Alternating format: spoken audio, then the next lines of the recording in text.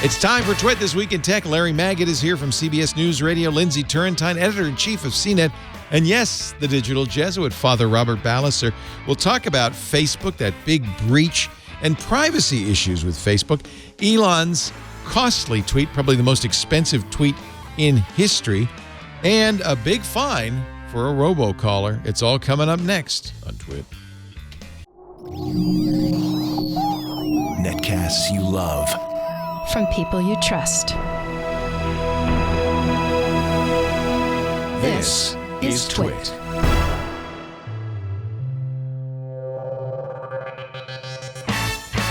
This is Twit This Week in Tech, episode 686, recorded Sunday, September 30th, 2018.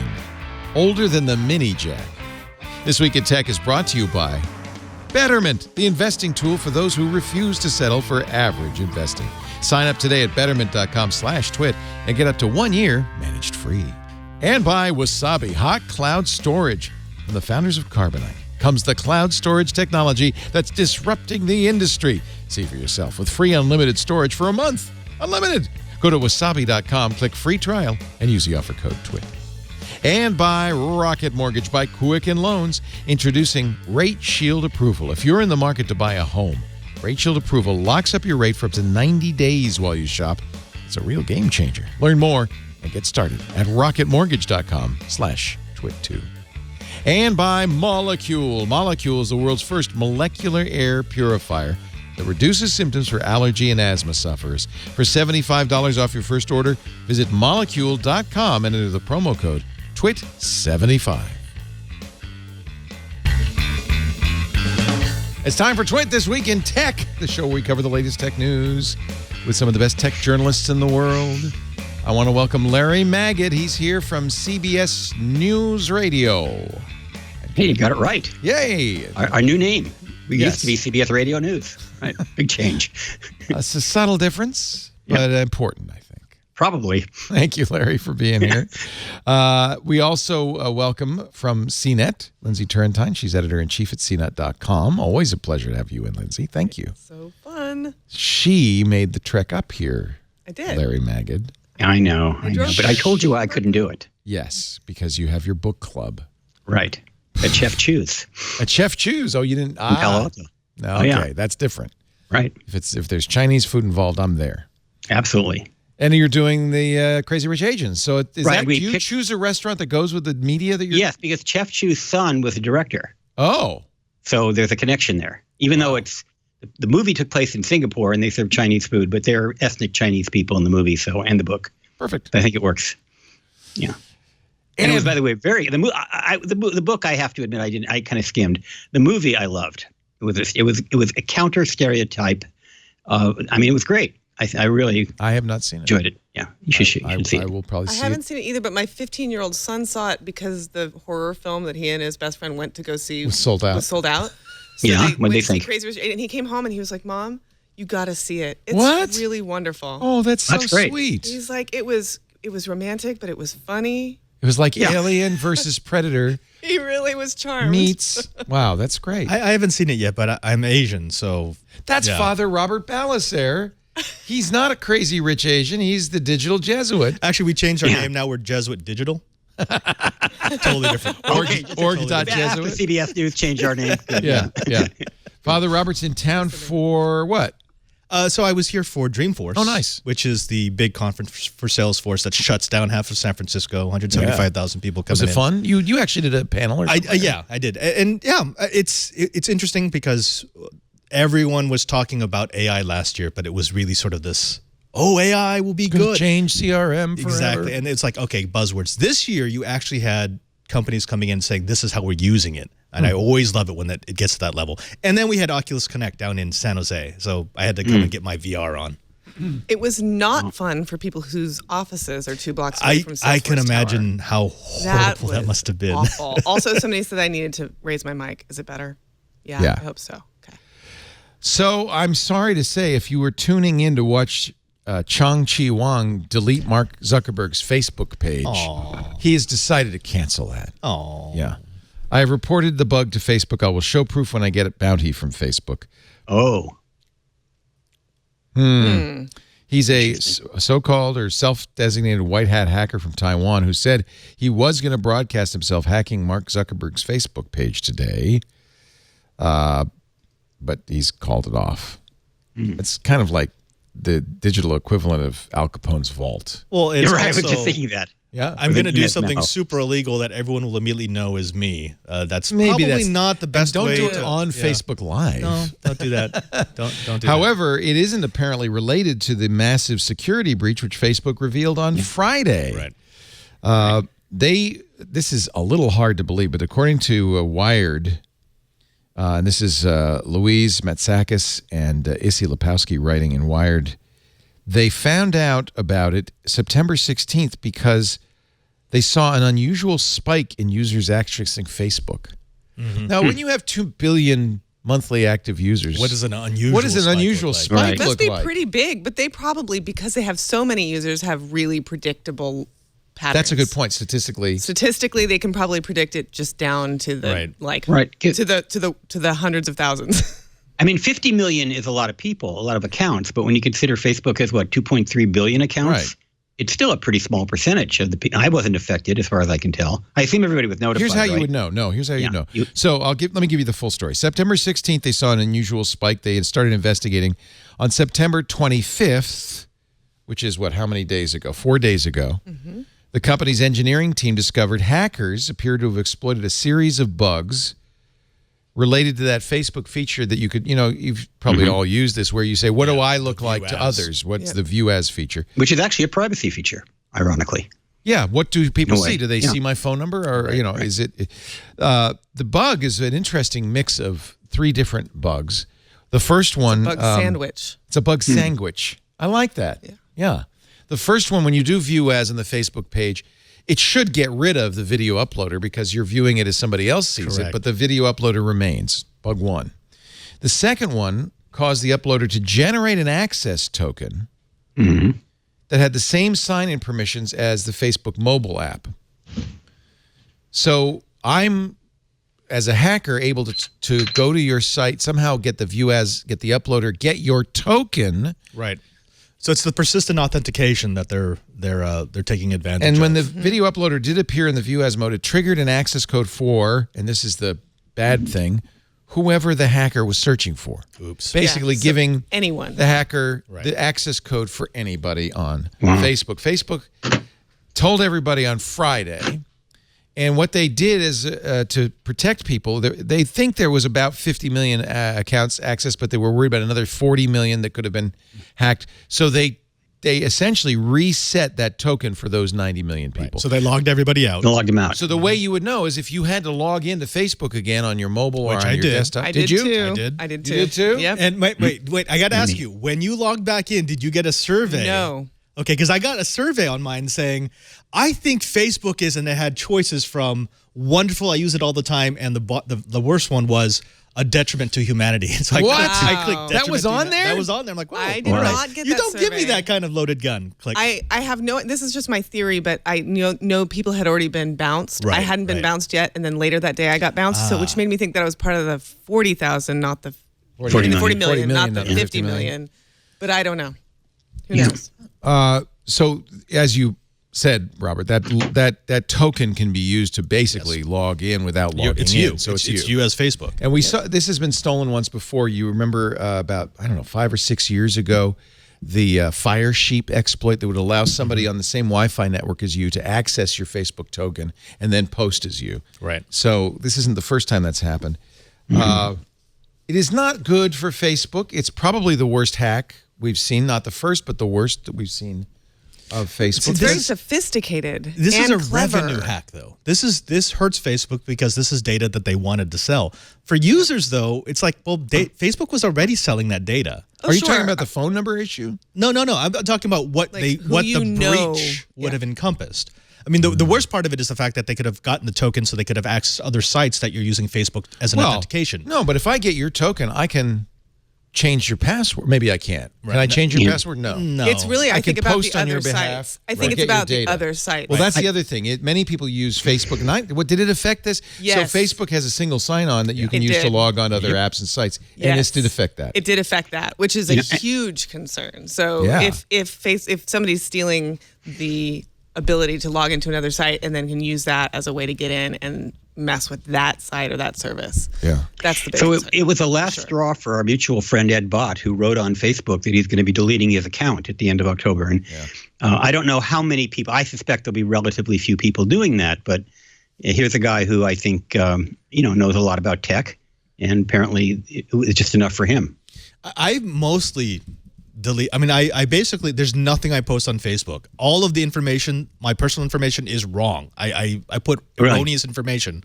You're actually a rabbi on Facebook, right? Yeah. So, but why do you use Facebook if you don't put your stuff there? The only reason why I use Facebook is because I need to administer certain pages.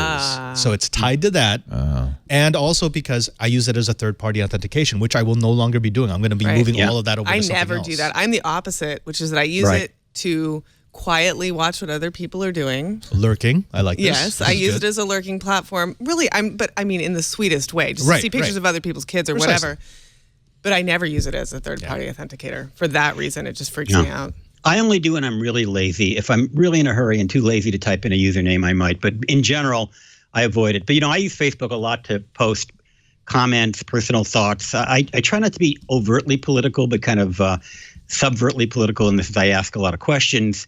And I also use it to post links to articles I write, and broadcasts I do, which get almost no engagement.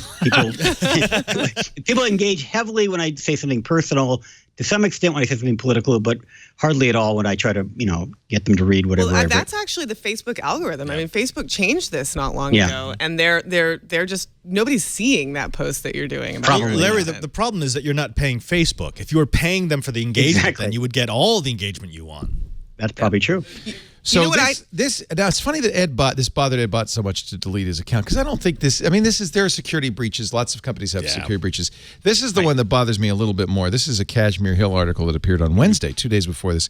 Facebook is giving advertisers access to your shadow contact information, not information you're giving Facebook, but information Facebook has about you from other things. For instance, if you use a phone number for two-factor authentication I hate that idea. So they're I like the apparently idea taking that phone number and adding it to your profile. You can't see it. You don't know if you look at your profile. My phone number's not there, but they know, and they're using it to sell ads against you. And what's particularly bad about that is they push that heavily on people as a security precaution, and it's a good idea. I mean, it's a good security precaution, but when they mix a security precaution with a marketing advertising gimmick, it kind of destroys something that's very important. But they have an opt-out. Facebook does have an opt-out. They will take you off that shadow sharing list if you give them your social security number and your mother's maiden name. Right. So and send them nude pictures. Right. And if you send them nude pictures, they'll make sure that no nude pictures of you ever show up on Facebook. So this comes from research done by Northeastern University, Princeton University. Kashmir Hill says, I asked last year whether the Facebook was using shadow contact information for ads, and they said no. However, these researchers did a series of tests that involved handing contact information over to Facebook for a group of test accounts in different ways, and then seeing how much of that information can then later be used by an advertiser. And the way they did this is complicated because, they have to see what information becomes available to advertisers by looking at the stats provided by Facebook about the size of an audience after the contact information is uploaded. It's complicated. But they figured out that when a user gives Facebook a phone number for two-factor, or in order to receive alerts about new logins to your account, in other words, for sensible security reasons, that phone number now is targetable by an advertiser within a couple of weeks. So if you want to be more secure, you're going to have to give up some privacy. We did a know-how not too long ago. That, by the way, for me, is why Ed Bott should have quit Facebook, not the other one. Right. Yeah. No, that Google ultra secure privacy measure is looking better. That's annoying. It's so annoying, but it's secure. It's very secure, and you don't give any personal information to make it work. You have to use a dongle or one of the YubiKeys. Actually, in fairness, Ed didn't say why he was deleting Facebook. He just said that they've squandered the last scintilla of trust I was willing to give them. So lots of straws. Maybe it is for this. that. Yeah. Maybe I it haven't is. been able to do it yet, but I have removed the app from my phone. Oh, I haven't. Which I know doesn't do much for my That's security the gateway situation. drug. That's what I did. How much more battery life did you get on your phone once you removed it? Not a noticeable amount, but I just brought me a lot of sanity. One reason you get took more that out battery of that life, you don't look at your phone as much if you don't have stuff to look at. Yeah, so I find myself looking at Twitter way more. Yeah, it's sort of the like, it's like vaping when you quit smoking. You're going to do the next thing. You're going to delete Twitter next, and then you're going to delete Instagram. No, but you know what? Pretty soon you're going to delete those accounts because that's what I did. And then I just will leave my phone at home. I have there's nothing on it to look at. It's like, what do I need a phone I have for? a bot that That's runs why in I a play container, Pokemon Go. and it has made my Twitter feed so sane. Your bot runs in a container. So a bot runs in a container, and I mute, but it does all the blocks automatically. And I just gave it a couple of parameters to look for, and my feed has become so much more useful. For Twitter or Facebook? For Twitter.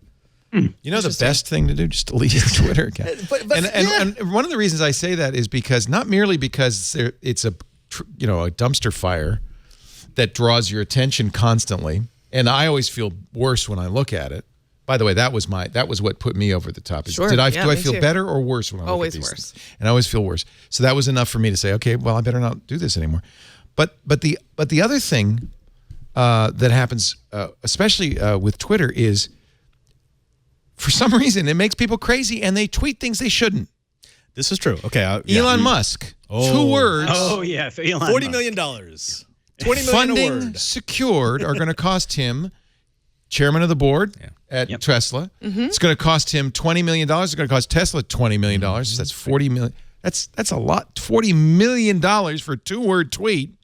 Plus, they're going to hire a nanny to watch over him, apparently, to make sure he doesn't miscommunicate in the future. Think of all So the let me things. explain what happened here for those who don't remember that 2-word tweet. This was a couple of months ago. Elon tweeted, as soon as I saw this, and Elon, this is not the first time he's gotten in trouble on Twitter. And by the way, it's not just Elon. It's a lot of people get in trouble on Twitter, right? The president doesn't get in trouble. Everybody gets in trouble on Twitter. Eventually, you'll say something inopportune. And part of the problem with Twitter is it feels like it's transient, quick, it's going to go into the ether, and it's preserved forever. So it's this mismatch between expectation and what really happens. You think it's water cooler talk. It's a quick bon mot. Instead, it's your permanent record. With no context. Because it's contextless. Very little context. So I'll give you a little context. Elon Musk tweets, I'm thinking, obviously, he'd been on Joe Rogan or something, a little smoke. I think this was before Joe Rogan. But wait a minute. But he's saying, I'm thinking about taking Tesla private, buying all the shares at $420 each. Now, I know you have a 15-year-old, so you know what $420 That would have been is. okay. If you had tweeted that would have been okay. Oh, I didn't say, the $420. He didn't know. Bull. Yeah, and the Devil's Triangle's a drinking game. He knew what 420 was. It's a pot reference. So he says that, and immediately the stock goes, whoa, because that's more than it's currently trading for. So a lot of people, short sellers probably go, oh, crap. Yeah, and long sellers go, out. buy.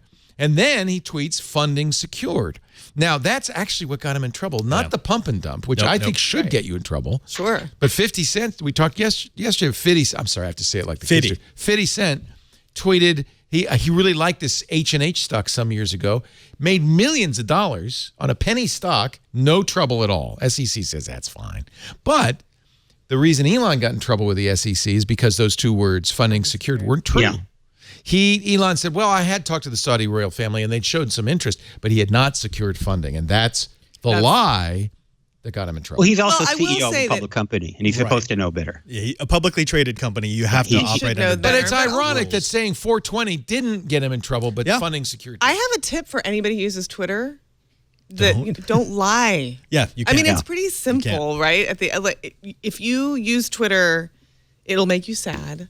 But if you use it, if you don't want to get in trouble, just don't make stuff up. I have a policy. That's what's getting people in trouble on Twitter? Among other things. I don't tweet right back. Sometimes it's telling the truth that gets you in trouble on Twitter. Yeah, can you imagine if Steve Jobs was on Twitter? Those late night emails that he would send to journalists. Can you imagine if that was on Twitter? You know what? You don't have to use your imagination because there's one guy, we talked about this last week, who doesn't do this. He tweets, but it's very bland. Jeff Bezos is very careful not to give interviews, not to be in public, not to tweet. Does he when he tweet does at all? tweet, he has a Twitter account, and But if you is it look at him? it, it's not him. It's not him. It's promotional for Amazon. Right. That kind of discipline is what you need in this day and age. And the problem with Twitter is it undermines that. Obama did that. He had a Twitter account, and it was used very carefully, probably by his staff, and very thoughtfully. And then we have another president right now who doesn't hesitate to just sort of go on Twitter and say whatever is floating through his mind. And I'm just curious, though, don't you think people who are Trump fans like that about him? I think so. Isn't that what people liked about Trump in the beginning? Is he spoke his mind. He said truth to power. He wasn't mealy-mouthed. He wasn't cautious. He said what they were thinking. Yeah, and he bypasses the media. He has a direct conduit to his base. Actually, in fact, but some of the things he says. By the way, I just want to point out, he absolutely did not bypass media. He used it as an amplifier for his tweets. Because if nobody reported on the things he said, but the fact that he would get media coverage every night during the campaign, he didn't bypass media. He was media savvy. In fact, if there's anything you could say about Trump, is that he, more than anybody else in the history of the world, used social media, particularly Facebook, and the mainstream media to his advantage. That was huge. It was a masterful use of an echo masterful. chamber. He absolutely knows how to keep all eyes on him all the time. And Twitter for him, Twitter's a very good way to do it. Is a great way to stop whatever news cycle is happening because all he has to do is pull out his phone. I think the fact that he's a reality TV star probably helped him. Well, I mean, helped him. He understood how media works. That's how reality TV works. You have to be outrageous. Right. Otherwise, you end up on the cutting room floor. And I don't know, and I'm of two minds about how calculating he is about this, but he's certainly able to distract people from other stories. By the way, I mean, nobody mentioned that Congress passed a huge tax bill this week, no attention paid to it, giving trillions of dollars back to the wealthiest Americans, no attention paid to it. I don't want to be a conspiracy guy, but honestly, you could make the case that media is still being manipulated very effectively. It's a tail that wags the dog. It's the tail that wags the dog. That's exactly what it is. In any event, Facebook has. It's funny. It's like, well, yeah, of course Facebook got hacked. Yeah, of course Facebook uses your phone number. Right. This is like the conversation that we've been having about whether Facebook listens to you. Yes, they right. listen. Of course, they listen to you. So, real story, true story. The other day, my boyfriend and I are in the car, and I make a joke about old-timey outhouses. Right, like that's not even a thing I think exists, but we drive by an outhouse. Does your 15-year-old even know what an outhouse is? Well, we drove past. We drove past like a construction outhouse, and I was like, wouldn't it be funny if there were sort of like retro outhouses, like with a moon in the door? Yeah, and the Sears catalog. The next day, in his Facebook feed, he gets an ad for a retro outhouse. No, like, that is not something. Wait. I've heard that heard that accusation before, and that seems hard to believe. Are you suggesting that Facebook was listening to your conversation? Why on earth would this person who actually is not a property owner get an ad for specifically a retro outhouse? And it was verbal. You didn't. No, it was message totally verbal. We were driving. It's amazing. I've heard that before. Oh, we've all heard them. There have been lots of them, and not just. And you're about actually Facebook, saying the other people I heard Amazon's Echo. There was. Well, I mean, Echo I would understand because they have a device, but I mean, the only way Facebook would be able to do it is if you had the app on and it was sending data back. It was recording your audio. I don't know what was going on, but I'm telling you, it was the weirdest. We would have seen that because that's a massive amount of data. I'm just going to stand up right now and say, yes, of course, it's an amazing coincidence.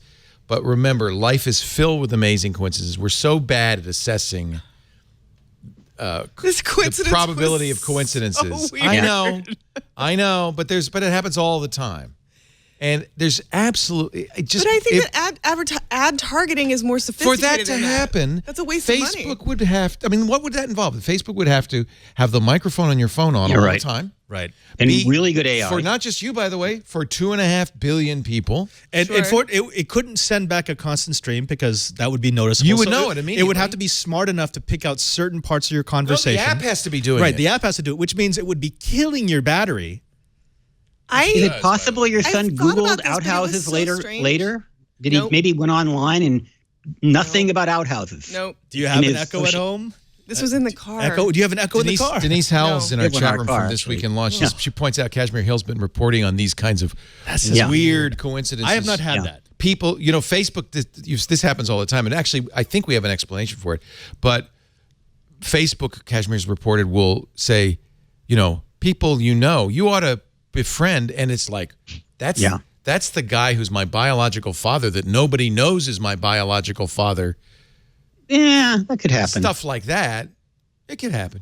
Yeah, that could happen. See, I don't want to be an idiot. I don't want to be the kind of person who says, oh, that couldn't happen. And it is happening. But at the same time, it stretches credulity to think Facebook's doing this. I completely agree. And over again, CNET, other outlets have looked into it and reported that this is definitively not happening. Right. But yeah, that is a pretty huge coincidence. It was just strange. I mean, seriously, it's a little creepy. A retro. I mean, outhouse. even this whole conservative conspiracy theory that Facebook is, banning conservatives, they can come up with data to make that case. It's not the case, but you can always find data to make a case if you're looking after the fact for some kind of conspiracy. Now, I actually trust you. I know you're sane. I know that you don't have an axe to grind.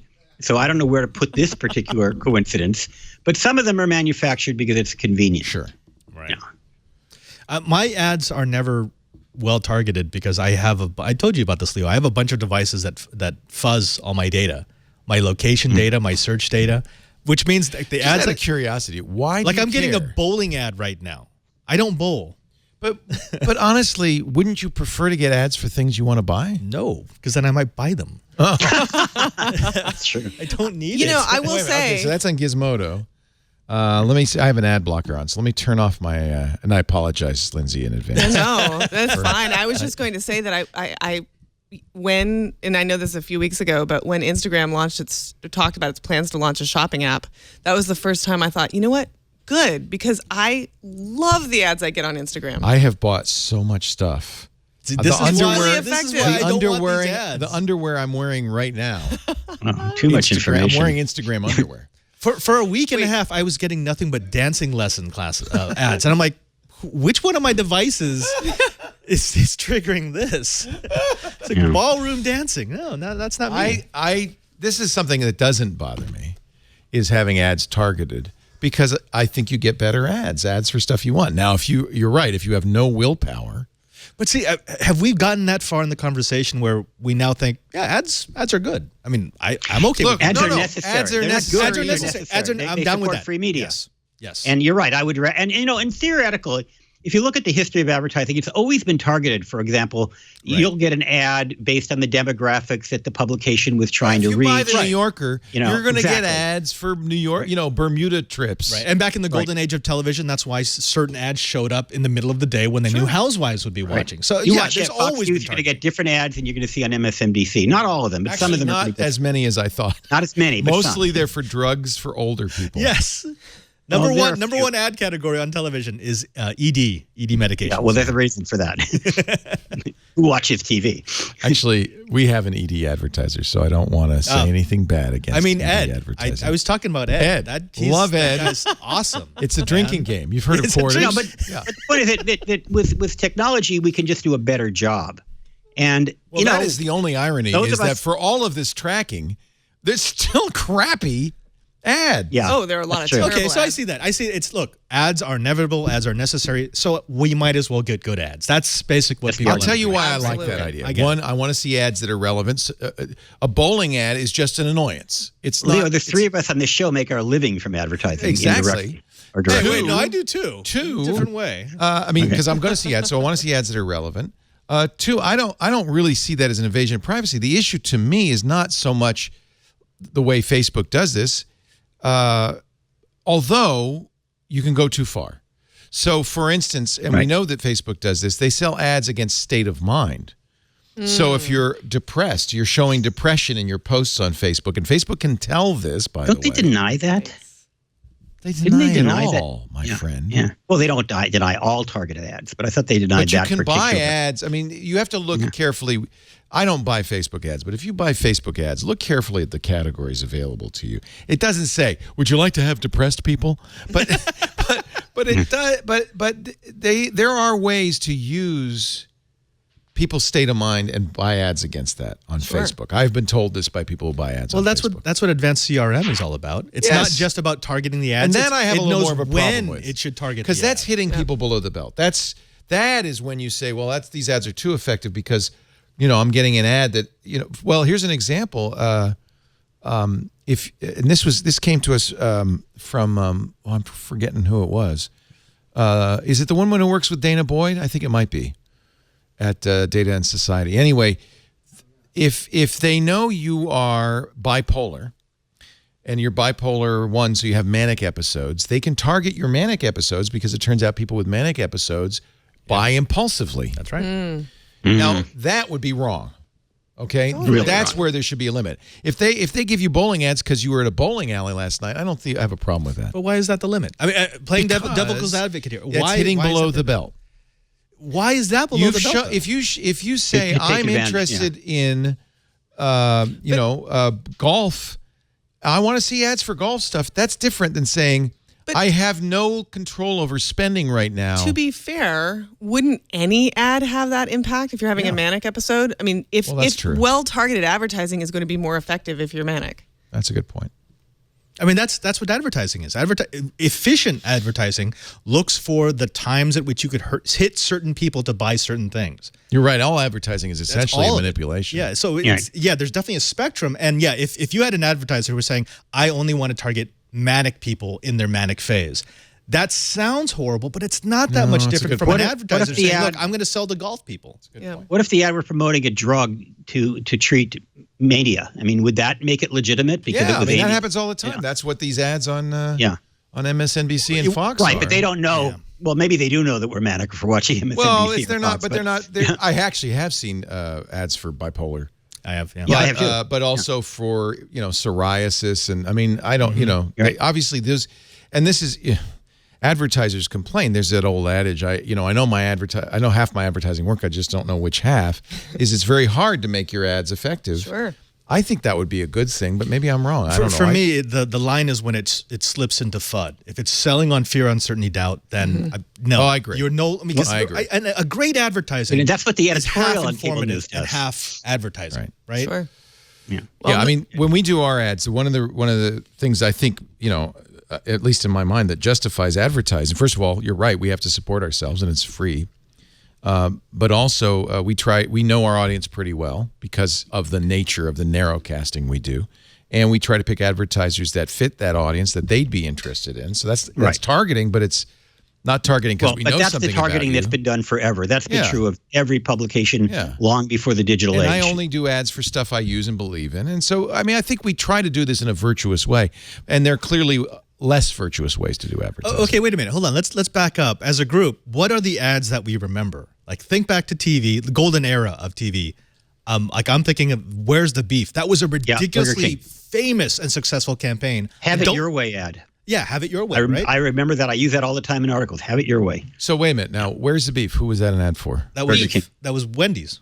Wendy's, was it? Yeah. Where's the beef? The little woman? It's funny that we can't remember, though. But we were were like, like, wait, was that just for Wasn't beef? that used in a political campaign, too? It was used by might have been, Bush or Clara Dukakis. Peller. Where's the beef? Who? Walter Mondale. Walter Mondale. Where's Got the Milk. beef? Got Milk. That was huge. Yeah, Got right? Milk? was huge. What was that an ad for? That was Milk. That was the Milk Council. A beef. It's what's for dinner. That's what I was That was the thinking Beef of. Council. That was Please don't squeeze the But the guy shrine. who did that had a heart attack. So I think that that Did the he ads really? that work Yeah, well it on was, broadcasts, like massive markets, are the ads that truly speak to most people. Right? Like Yes, you true. choose something that most people have to make a shopping decision about. That's where broadcast. So can you not do advertising is that most on effective. I understand people hate ads, but I also worry because I see, a lot of sites shutting down, Yeah. firing people, a lot of journalists out of work. Yeah. We haven't got a better way to monetize free websites for sure. No. Not yet. And the few public broadcasting organizations we have in this country are getting cut and are having to also rely on ads. Even NPR and PBS are running. what Basically, essentially they are have ads now. Yeah, I mean, pretty frankly. much, yeah. Yeah. Yeah. There was a time when they were completely subsidized, but not anymore. But Let's even take though a break. I got to do an ad. Larry Magid is here from CBS News Radio. It's also a pleasure to have you always, Larry. Always. Lindsey Turrentine, editor-in-chief at CNET, who has to deal with this all the time, I'm sure, right? All the time. All the time. Yep. And the one person who doesn't need to worry about advertising, Father Robert Ballecer, the digital Jesuit. He's got, actually, I guess you do a little advertising. Those big churches, that's advertising, right? I do ads, these great ads. We call them homilies. Yeah, I guess you're right. So that everybody's selling something. Our show today, let's talk about betterment. I know one of the things you want to do is save. Sure, everybody tells you got to save for the future, whether it's kids going to college, your retirement, maybe you want to buy a house. But how do you save? You don't put it in a savings account, right? Because the return on that is so low that you'll actually lose money just by inflation alone. So you've got to invest. But how do you invest? Now, I know a lot of us geeks are do-it-ourselfers. We think we're smarter than anybody else. Have you tried that? Mm-hmm. Investing money in the stock market and all that. Has that worked out for you? Maybe not the best way to do it. I've got an investing tool for you. Somebody who knows they have to save, knows they have to invest, but wants to do it better. It's called Betterment, the smart way to manage your money. It's the largest independent online financial advisor designed to help you build wealth, whether it's planning for retirement or achieving financial goals. They're helping you make more from your investments with tax-efficient investing strategies. It'll give you an edge. By the way, with the volatility of the market right now, these things like tax loss harvesting really make a big difference in your overall return.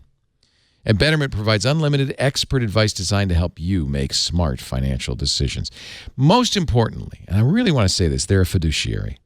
That means they work in your interest. They are not incentivized to recommend certain investments. They don't have their own investment products to sell.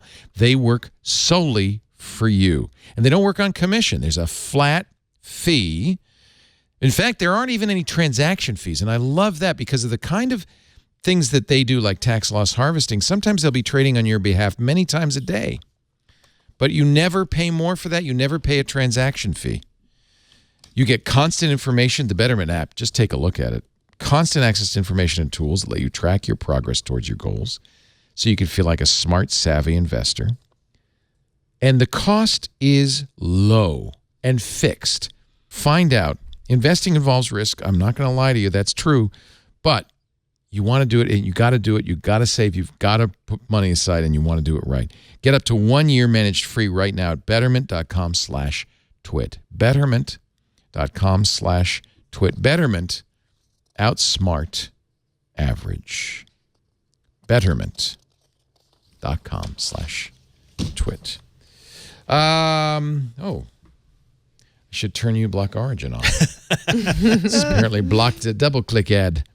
I'm getting bowling there too. You go. See, we're both into bowling. I think they must have just bought all of Gizmodo. I think they have a Gizmodo takeover. That's just ad. a big buy. Yep. They figured That's a custom buy. Everybody bowls. Who doesn't? You should bowl. We should all bowl more. It's a young man's game, Leo. I can't be bowling anymore. I'll hurt myself. Bowling. I have a family joke in my family about how when I was a kid, my mom would always be like, "Why don't you kids go bowling?" It was always the sort of wholesome. Can you guys just go bowling? Well, no, they bowl today. They just call it Devil's Triangle. Instead of saying go out, get some fresh air, your mom said go down to the lanes. Yeah, why don't you kids go bowling? All the bowling alleys around here are closing, though. There aren't that many bowling alleys We left. have one in Petaluma. One in Petaluma. Awesome. There's one in Fremont. The rock and bowls used to be the way to save bowling. I don't know if that's still a thing. Is it? Let's talk about, as long as we're talking about Facebook, Instagram. Kevin Systrom and Mike Krieger, founders of Instagram, walking out the door at Facebook. Apparently, not just walking, they slammed the door behind them. Slammed the door because they didn't like Mark Zuckerberg's interference with their business. Now, there's a lot of takes on this, a lot of hot takes. Ben Thompson of Stratechery, I thought, had a very good take in which he said, you know what, Kevin, you were never CEO of Instagram. You were a product creator. Yeah. But to be a CEO, you have to have a business. You have to make a business out of it. And that's what Mark Zuckerberg does. That's what he did. And maybe Kevin didn't like that too much, but that's what you do. I suppose, but back to our prior conversation, Instagram already seems to be doing pretty well from an ad targeting standpoint. And I think the problem is that Zuckerberg wanted to take more of Facebook and apply it to Instagram, which those guys did not want. Interesting. That's what got Recode was implying that in a piece where actually it was Kara Swisher in an op-ed piece. But this was weird. Oh, in the Times that she did in the New York Times. It was an op-ed piece, and I thought it was a very good piece. But I just think it's kind of interesting to call that opinion. But yeah, she's basically. Well, let me see if I can find it because she's talking from her experience with both Mark Zuckerberg and Kevin Systrom, and. I'll read you some quotes because I thought it was a very good piece. I work with both companies, through my nonprofit Connect Safely. In fact, we just recently published a revised version of A Parent's Guide to Instagram, which you can find at connectsafely.org. I think it's still on the front cover. And the companies, at least in the groups that I work with, which is the trust and safety teams, are different. They have different sensitivities about privacy and trust and safety. They're trying to merge them. But I think for Facebook, it's like herding cats, trying to get the Instagram people to get lockstep with the Facebook people. And I don't know, maybe that will change over time. But it's been my experience, at least, that there are differences in terms of how they manage those aspects of their companies. Here's what Kara says. And by the way, the title of her piece should tell you something. A wise man leaves Facebook. Ouch. Ow. Kevin Systrom, a founder of Instagram, wasn't a team player, but Kara says that's exactly what Mark and Facebook needed. They needed somebody to speak truth to them. Mm-hmm. While it's good to be king, she writes, and Mr. Zuckerberg is that, controlling every aspect of the company from its many units to its board as controlling shareholder, it's not easy. Without the Instagram founders, it will be so much harder. So it sounds more like the issue was that, and she says she got this from insiders at Facebook telling her this, Systrom was an irritant. She said when she had problems with Instagram, she texted Kevin Systrom, and he responded to her. He listened. He didn't get angry. She said that's the kind of thing you need a product guy like Systrom to be doing. On the other hand, she said Zuckerberg, it would be nice if Systrom was still in the room to articulate that to powerful people like Mr. Zuckerberg. But now, just like that, he's not. I don't buy the hot takes that they're out because they weren't businessmen. Instagram was making money. It had a revenue stream. It was growing. Sure. The difference is, and this is why it didn't mesh perfectly with Facebook, is for Instagram, for him, his users were his customers. He was selling ads. That's the problem. And Facebook, if you're a user, you're not the customer. You're the product. Correct. And those two cultures do not match well. Can it also be the possibility that his stock vested and he got it and he said, well, I'm done. I mean, yeah. He had just gotten off of maternity leave. The first day he comes back, he says, by the way, bye. Well, I'm sure think that he didn't vested. hurt. He's a normal person. He's got his money. He's going to go to have some fun. And what no, he he'll said have is to file. probably true. He wants to go do new creative things. Right. That's probably true. I mean, at the point that business is right now, it's no longer really a natively creative pursuit. Right. It's now part of a business, and it's now about growing that business. We all know people who are startup people. They love starting a company, maintaining it, running it, not so big into it. Kara says he should be the chief executive of Facebook. I disagree. I don't think so. I don't think Systrom's the right. I frankly think if you're going to be Facebook, the right guy to run it is Mark. Yeah, he doesn't. He probably I'd wouldn't actually agree, want yeah. to do that. Yeah, I don't know. Being a CEO Here's is an probably like interesting- being the president. It's probably awful. The best quote from this New York Times piece, though, is this. And Swisher says she had a talk with Kevin Systrom at a hopelessly hip coffee place in San Francisco, where I was left with one thought. One thing he said seemed particularly wise, so I asked him if I could put it on the record. Quote, social media, now think about this, it's a little hard to grok, but see if we can get this, is in a pre-Newtonian moment. So before Newton, we knew gravity existed, but we didn't understand why it worked or how it worked. We all understand that social media works, says Systrom, but not how it works. There are certain rules that govern it, and we have to make it our priority to understand the rules or we cannot control it. Do you think that's fair? I think that's really broad. I just guess I don't really know what it means, how it works technically, how it works socially, how it works with human brains. I'll tell you maybe what he's thinking is, of course, Mark Zuckerberg created Facebook to connect and everything like that. It was used against us during the election by the Russians, particularly to convince people either not to vote or to, to stay at home mostly, or to vote for somebody in particular. To me, that was the kind of come to Jesus moment where somebody figured out how to use social media, pardon me for saying come to Jesus, in a very powerful way. and they understood it, but Zuckerberg did not, and it took Facebook off guard. It's like, what? And in fact, at first they denied it even happened.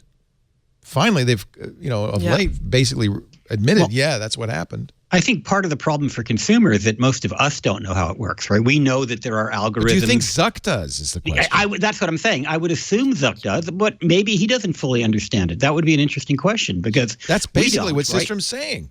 Yeah. We're in a pre-Newtonian moment. We understand how to pull the levers, maybe, right?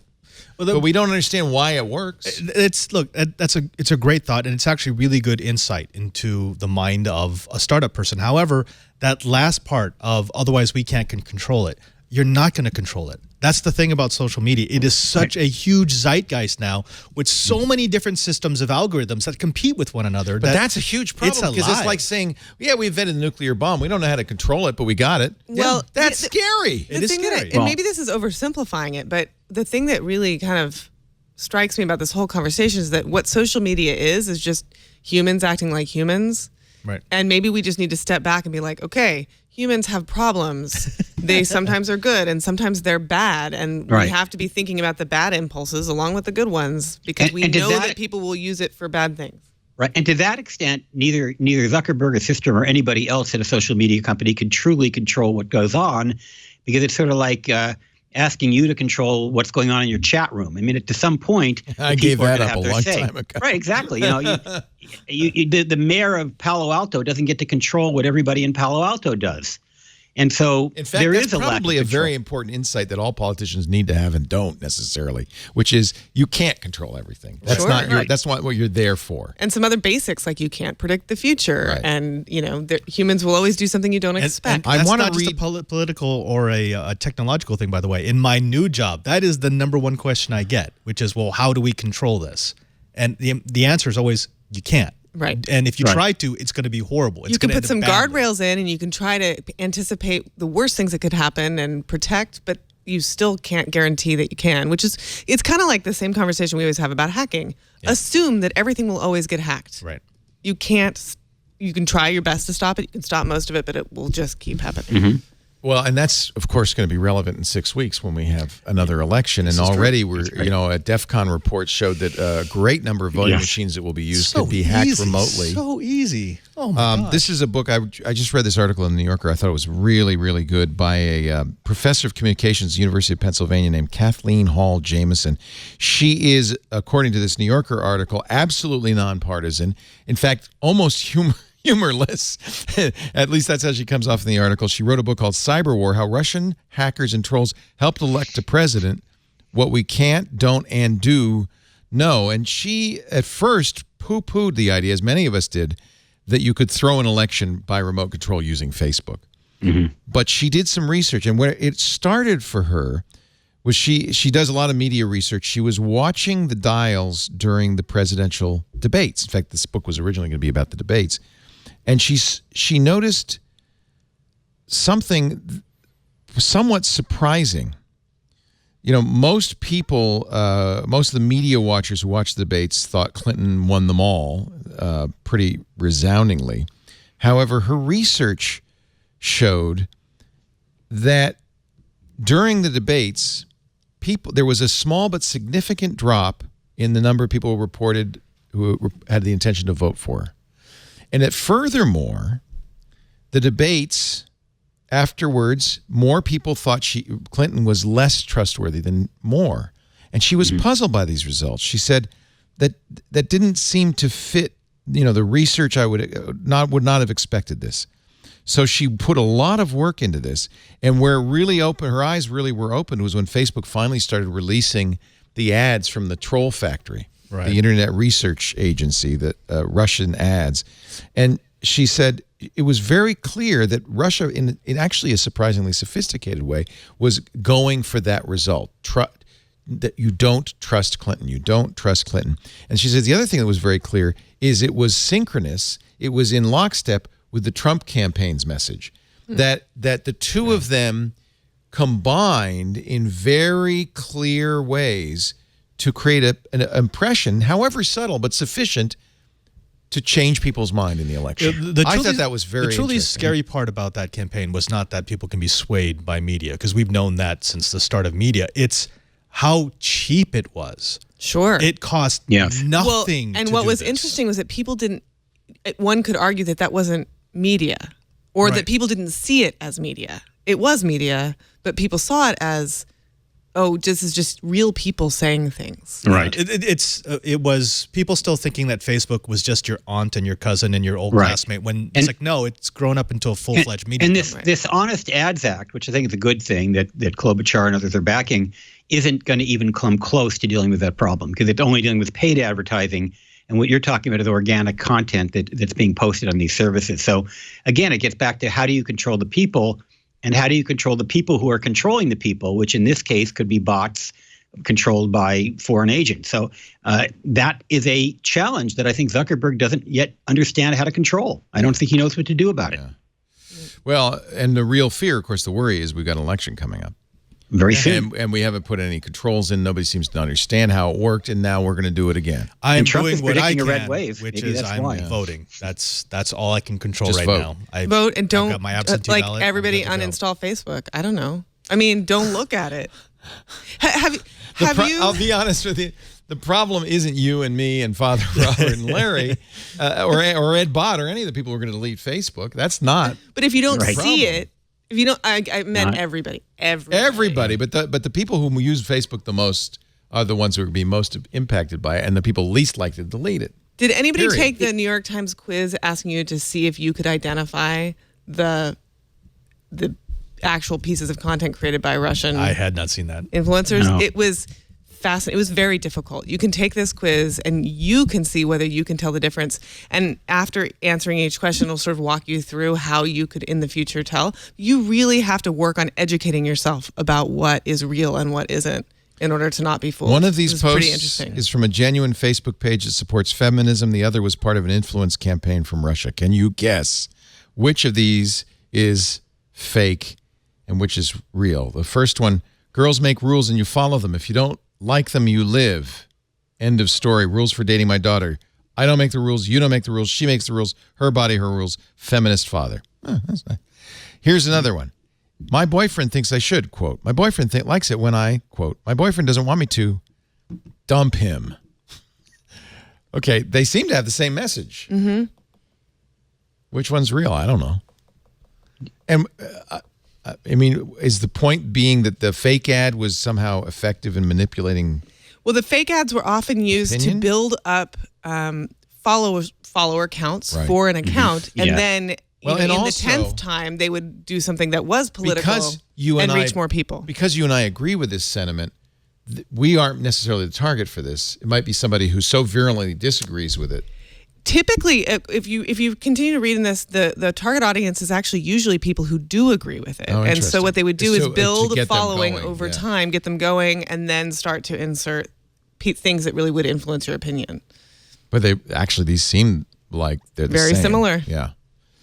This is from nine puppy and kitten pictures and then a political ad. basically. You know what's Basically, yeah. interesting about this is I don't actually share stuff like this, but a lot of people close to me do. and you can't And help I'm- seeing it in your news Right. feed, But right? I'm wondering whether people are sharing it who are unwittingly being duped into helping to spread propaganda. In fact, I'm quite sure of that, and which is one of the reasons why I rarely share anything. But that's Because social media. you know. I mean, that's what we do. You look for people who will amplify your message.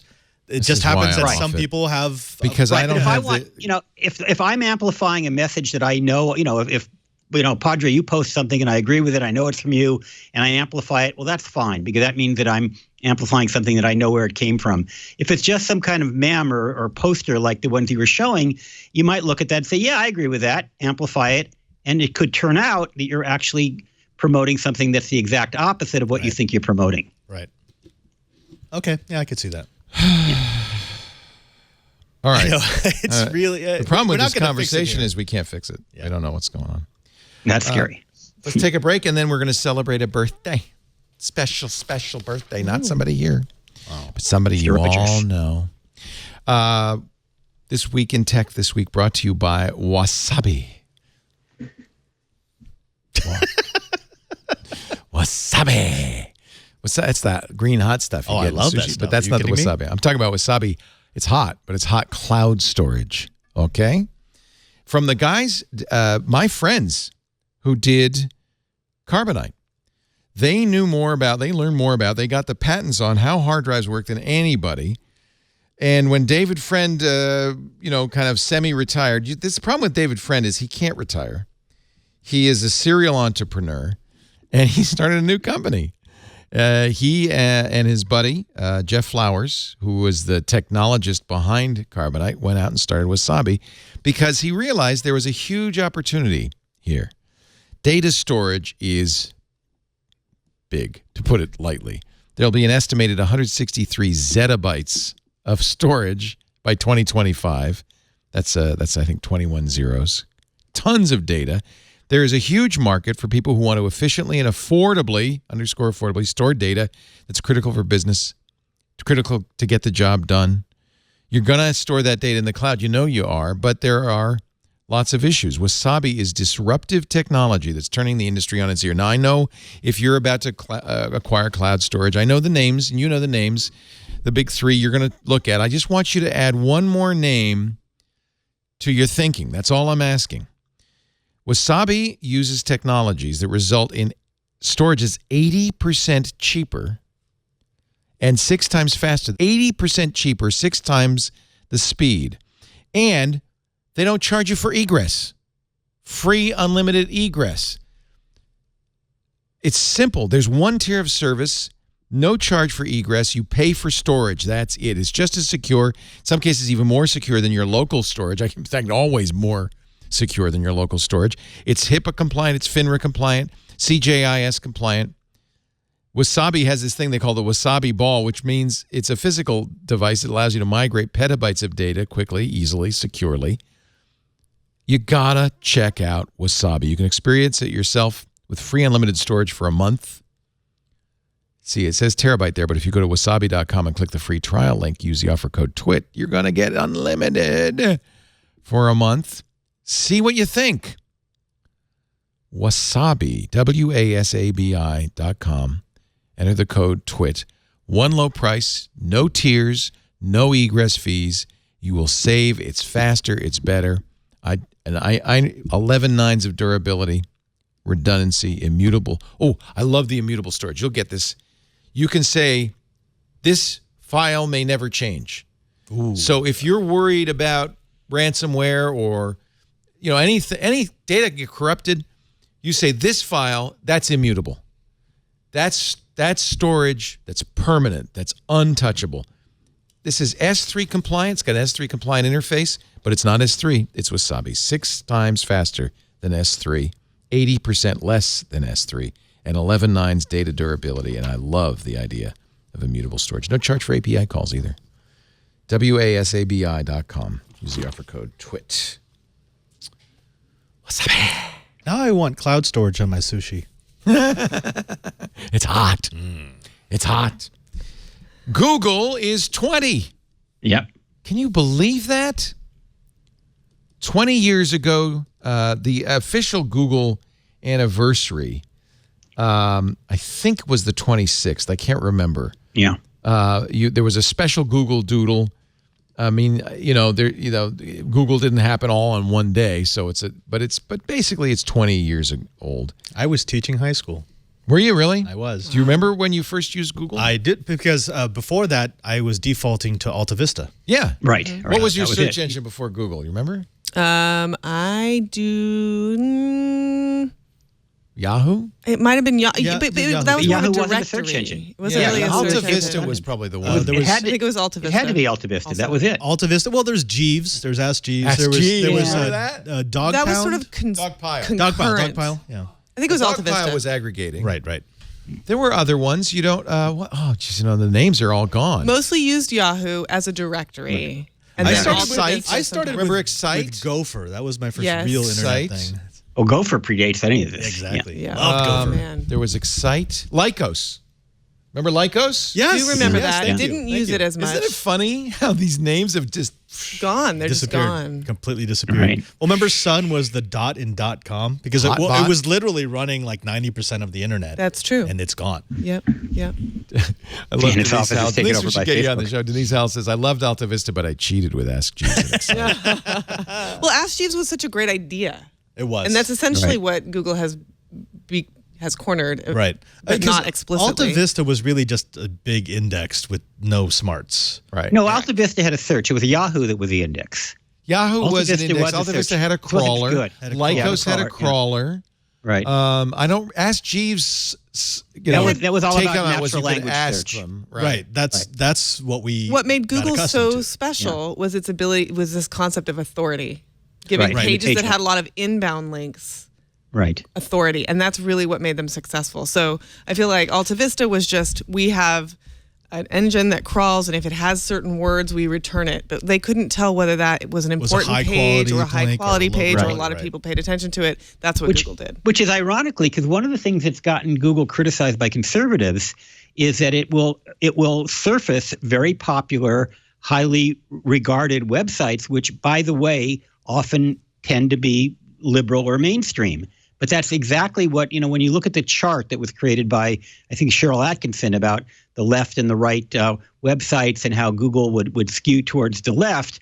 Well, the left was Washington Post, New York Times, CBS, ABC, all of these highly credible sources, which would naturally rise to the surface of a Google algorithm because Google, as you pointed out, was all based on authority. That's the currency in a search economy. How many Exactly. people are linking It to you? How still many people are is. using you as a source? Still is. It yeah. still is. Yeah. That hasn't changed in really 20 years. Actually, what's algorithms amazing aren't is that political. hasn't changed. Yeah. The algorithms aren't political, but it happens to coincide with what people perceive to be liberal, which isn't Spoken necessarily. as a good liberal, Larry. No, it's not. Look, just look at them right in front of you. I mean, no offense, but Breitbart News does not have the amount of inbound links Well, as maybe it the should. New York Times. Maybe it should, but it doesn't.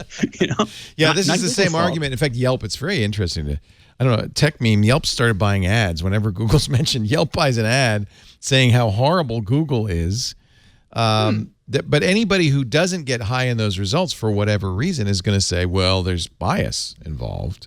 Right. And that's really the challenge, isn't it, for Google, is to prove, to demonstrate that It their is a type algorithms of- are unbiased. But there's Well, always it is bias. a type of bias. Right. It's not random. It's just But a bias. if 60% of the world thought that the sky was gray, it wouldn't necessarily, or let's say green, it wouldn't necessarily make the sky green. Right. It's just the majority says it, and that's part of the problem with this authority is you can have authority be wrong. Yeah.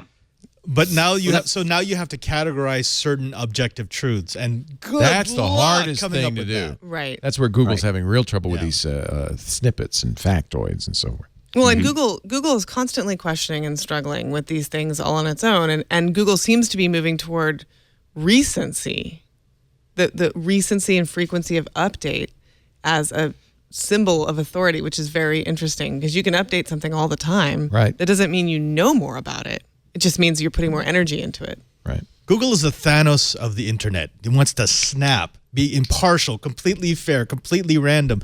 But we know that there's motivation behind that. There's the people who write the algorithm. There's the people who implement the algorithm. There are the people who actually look at what are the data sets that an algorithm can actually ingest. And you will never get rid of that, ever, ever, ever, ever. The human part of it. Yeah, and if we ever got rid of the Certainly. human part, we'd have a bigger problem because that means we're all gone. Does anybody go to Google.com anymore? Because that's where I the do. Google Friday, then you would have seen the Well- Google Doodle. I don't as often because that's actually not my primary search engine. What do you use? I know what you I use use. Bing. Bing. I do. I didn't know I use that. Bing. I said, Bing is terrible. Do you like it? You I prefer it? I prefer it. It's my default. Why But do you prefer it? What do you like about it? For the searches that I do, it actually comes up with much higher quality searches. Interesting.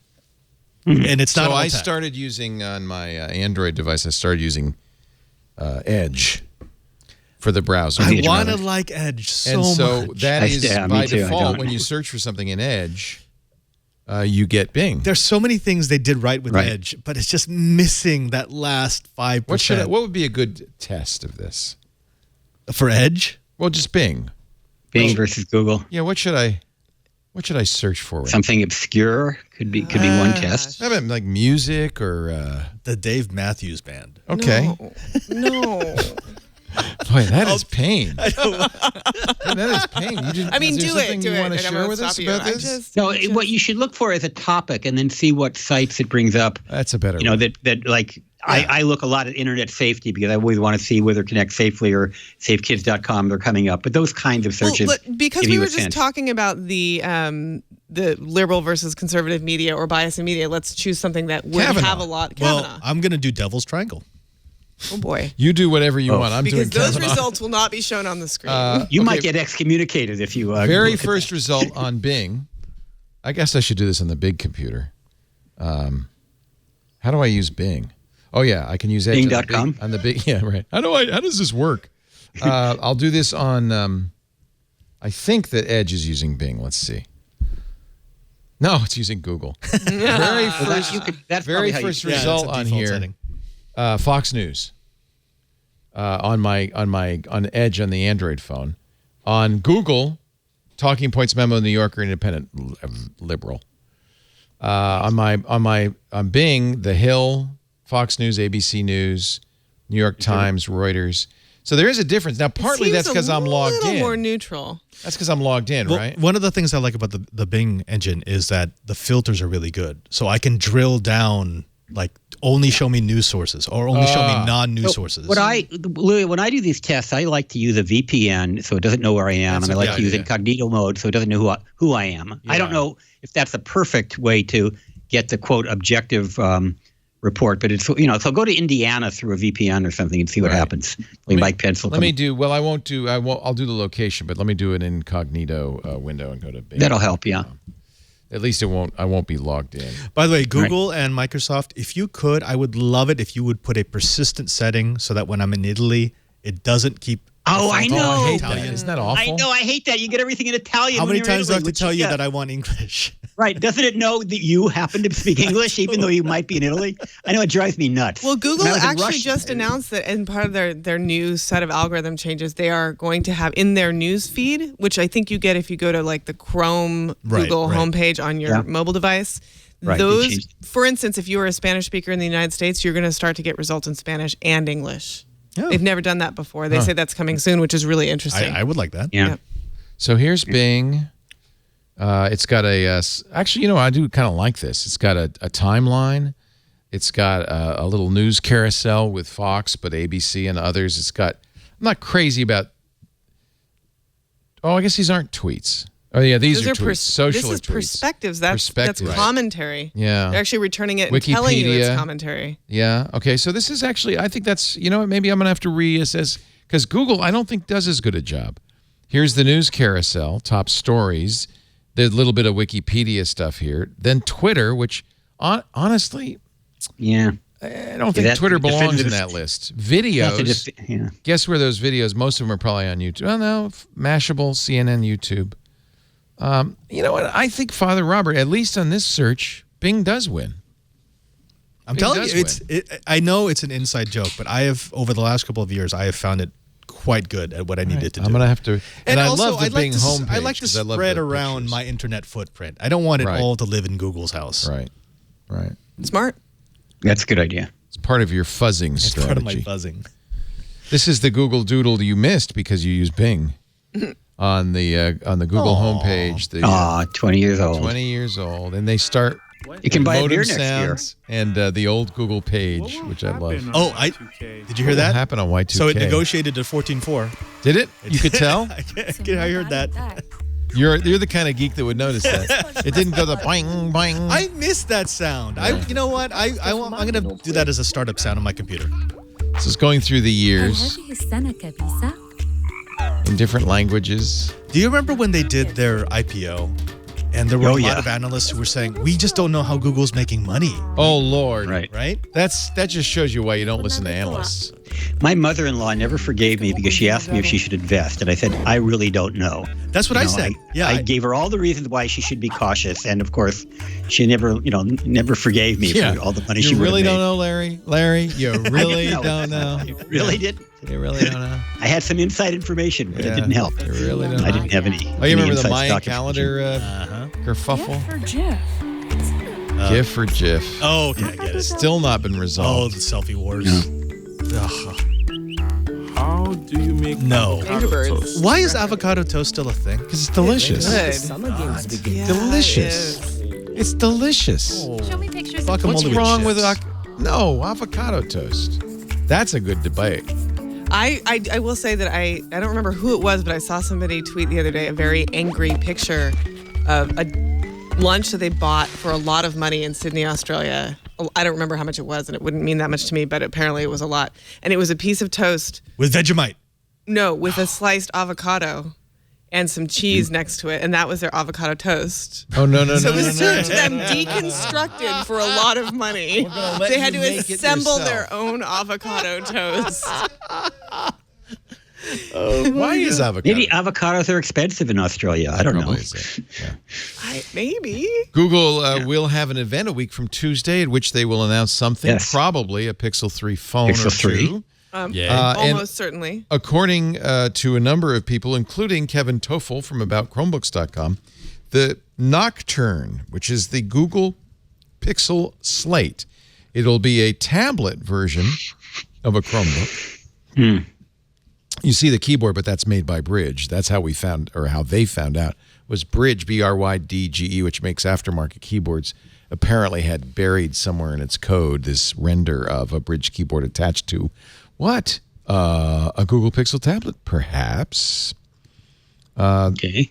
I'm sure it'll be very expensive because it's from Google, but This is a Surface Pro competitor, right? exactly. That's there what was this even a is. rumor, I don't know how credible, that it might even run Windows as well as Chrome OS. Wouldn't that be That'd be interesting? strange. So that you Why can manage. would you want to do What's the that? point? Well, here's my theory about that, because if you what is weird to me about the idea of anything tablet related that's also a Chromebook is that usually creators want that so that you can create things on that surface, and without Windows, it's very hard to do anything with those files. Yeah. Yeah. That's my only theory. Yeah. Well, my theory is that this is probably going to be the last OnePlus phone I have for a while. I love it, but the 6T won't have a headphone jack. This annoys me. You have to have one. I No want the headphone end. jack. Yeah, well, good luck on that. The Pixel 2 doesn't have one. I know it's going Yeah. away, so I mean, this it's might going be away. the last phone You know I what? have It for a adds while. insult to Yeah. injury. On the new iPhone, they don't even bundle the adapter. No. Yeah, I noticed Because that. they want you Yeah. to buy it. It is my long-standing theory that Apple has become a dongle company. I'm not joking. They made a It's lot of Apple, money when the they switched to dongle Lightning. company. Remember that? Yeah. I just love when people show up to DEF CON or Black Hat with a phone that they need to use wireless headphones on. That's fun. Oh. Snarfing. Yeah, I don't have All any the data points. I don't have any phones anymore with except for my Note. The Note has it. That's right. That's right. Samsung still does headphone jacks. I hope they keep doing that. And I know it's an old port, but it is such a useful port. Old doesn't Why- mean bad. Oh, Look at they- me. headphone- Old can be useful. I'm actually older than the headphone jack, aren't I? Is that right? You are? When was the headphone jack? No, come on. I Headphone mean, jack? yeah, they've had headphone jacks on televisions for a long time. Yeah, but I'm Maybe really older bad. maybe than the- maybe older than the 3.5 millimeter. Yeah, jack. you're Oh, the certainly. quarter Well, inch I think- jack's are we older all than you are, older than Leo. that? I'm sure. Yeah, the quarter trying- inch is definitely older than you. It's I'm got trying- quarter okay. inch has got to be older. The quarter-inch jack was invented in 1877. That's a little older than you, Leo. Just a little. Okay. What about the 3.5? But When the was little, that invented? the little tiny, wow. It was used in telephone switchboards You're right. in I remember that. 1878. I remember that too. Yeah. Myrtle, You're could you young. connect I me to actually Klondike operated the telephone. Those 557? are good. Those are the good old days. Yeah. Let's see. Wait a minute. Miniature. Okay, the There we miniature. go. 1950s. Really? Oh, okay. Transistor radios. That's right. Transistor radios. I remember that. Oh, but 1964. see, that was a mono. No, that's a that's true. two conducter. They Mono. didn't have the stereo. All right, so for I am years after that. officially one of those. older than the mini jack Okay. that you find on most telephones, right? Or some used to find on most telephones, no longer.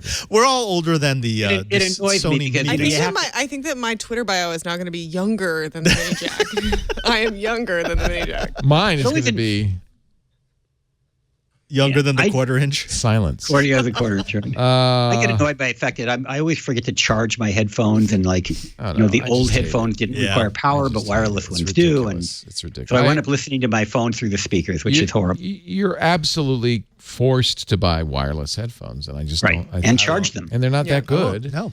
I switched to AirPods, and I am going to grudgingly Don't admit they drop out sometimes on you? very rarely. Oh, they drop out a lot. And how do Very you rarely. keep from losing them? I lose things like that. I don't lose them somehow. I don't It's know. amazing. I I haven't don't know lost how them you yet, do and that. I am really loosey. I put my I used a Brother label printer. Put my name Leo in big letters on the my case? On my case because I do lose them also. Yeah. The thing that bothers me about them the most is just aesthetic, which is that case looks like a floss case.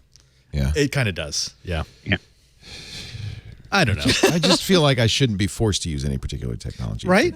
Headphone technology works. It's inexpensive. But you're forced to use it's headphones. more reliable. Yeah, but it's more reliable. They're generic. It's a far more flexible technology. Yeah. Yeah. Sure. Yeah. Yeah. It is more reliable. Absolutely. You don't have to Amazon charge has donated one. I'm thrilled because I donate to Wikimedia every month. Not good. quite You as give them much. $1. Amazon has donated $1 million to Wikimedia, the home corporation for Wikipedia. And I honestly, Wikipedia is so incredibly valuable. I think you could make a strong case for it being the single best invention of the internet. I was on our campus because I'm back in San Francisco, and I just realized that the freshmen coming onto campus never knew a world without Wikipedia. Yeah. That's kind of weird. I use it every day. That's the research tool. I right? send them $100 a month just because I feel like that's paying for a research tool. How skeptical are they about Wikipedia? Not. Or educated, I guess. Well, I mean, they know About what it is. way more than their parents do and way more than the teachers on campus do. But they know how to use it. They don't care how it works. But do they Which is care weird. whether it's factual? Like, do they, Right. for instance, we were talking before the show about this devil's triangle, and during Brent Kavanaugh's testimony, when she said that notation is yearbook devil's triangle was a drinking game, the Wikipedia article was changed to say that it was a drinking game. Now, what I love about Wikipedia is it's self-healing, and it was immediately or almost immediately changed back. But I guess some of that depends on when you hit it. It also Right. Do depends the on kids how know that? prominent. It Yes. also depends on how prominent how the story is. So, for example, when somebody changed my Wikipedia entry to say that I was born in Egypt, it took about 2 months before somebody fixed that. Why? I don't even know who did it. Why who did they fixed do it. that? I don't know why. I wasn't born in Egypt. My name, People well, get Magid bored. could be an Arabic name, It's a but it's thing. a Hebrew famous name. Egyptian radio journalist Larry Magid. Apparently, I don't know. I thought, but the point is that because millions of people don't go to my page, I'm not that controversial. It actually remained that way for long quite a time. while. And you're not allowed to change it.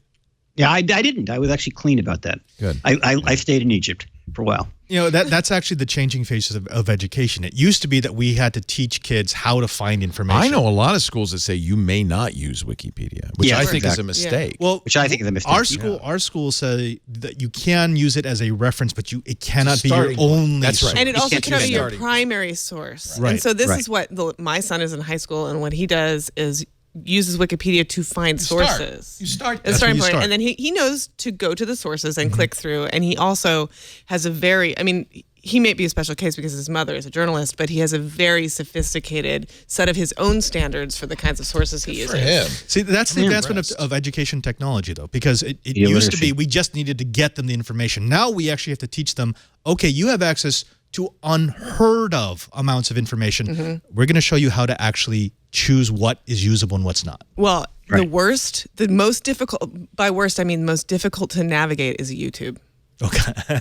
I mean, and most teenagers and That's much younger often children their get primary almost source. all of their That's information from not YouTube, good. and it is difficult to navigate. What Really, do I you don't mean even difficult have- to navigate? Like how It's to difficult to what to know say? what makes somebody an authority, whether somebody Yeah. on YouTube is an Right. authority. There are a lot of people who speak with great conviction, Right. and we very deal with that all the time. The little guy authority. who put the MacBook Pro in the refrigerator pretty much changed Apple's business unilaterally on YouTube. And was he an expert in benchmarking? Probably not. But he See, had a I huge find- audience, I guess. I find Wikipedia really useful. I had to repair my toilet a few months ago, and I was about to call a plumber, and I said, yeah, let me just go to YouTube and figure out how to do this. And it was actually very easy because somebody stepped me through the process. Right. And I find it very useful for that. But if I were looking to buy a toilet, I'm not sure I would rely on some anonymous person's recommendations. I'd go to toiletnet.com. You wouldn't go to YouTube. Probably. YouTube is great for how to. It's fantastic. No, and with all due, I'm going to give a plug to present company. I mean, that's what I love about CNET and PC Mag and PC World and all of the other places where you actually get a byline of the review. Church. Let's not leave them. In your product recommendations. You may not agree with it, but at least you know who they are, and you can rely on. Hopefully that they're being honest as well. Yeah. Sure. Yeah. I mean, it's important to know that you can get group opinion, but you also can go to people who know how to evaluate something. And ask them for that. I think that as long as you're doing accountable, both, you're fine. The mistake probably on YouTube is going to the front page or using trending. Or using the algorithm. I mean, the reality is that you just spill right into the next video and assume that it is appropriate for you. But if I wanted to know how to cook baked chicken, probably if I typed baked chicken recipe in YouTube, you'd get some. I would find some pretty, let's see. Yeah, look at this. But without using Google, which is YouTube also, but without going to sort of a brand that you know, right? Food I don't know any of these brands. Something with a rating. Chris Cook for You Too, Original Naked Chef, Black Bossy TV, Patrick Erskine. They all have recipes. It's hard to know if any of those recipes are good. Has anybody tested those recipes? I would not eat chicken cooked by a naked chef. I'm sorry. So here's the funny thing cooked by a naked chef. About my YouTube page, and I think it's because I'm fuzzing all of my data. The only videos that ever show up on my front page are videos I've already seen. Interesting. I get no recommendations. That's all they know about you. Right. That's it. That's right. it. So, I mean, there's a bunch of stuff from Everything Great About. There's a series from Cinema Wins. There's a bunch of abridged series of anime. There's F1. That's about it. I get 911 days of beard growth time-lapse video. I don't know why. See, I would like to get odd recommendations like that. Why am I getting 911 days of beard growth? Because it's an around-the-world road trip and you've been traveling. Oh, it's travel. Yeah. It's by the way, after day 410, that beard's getting a little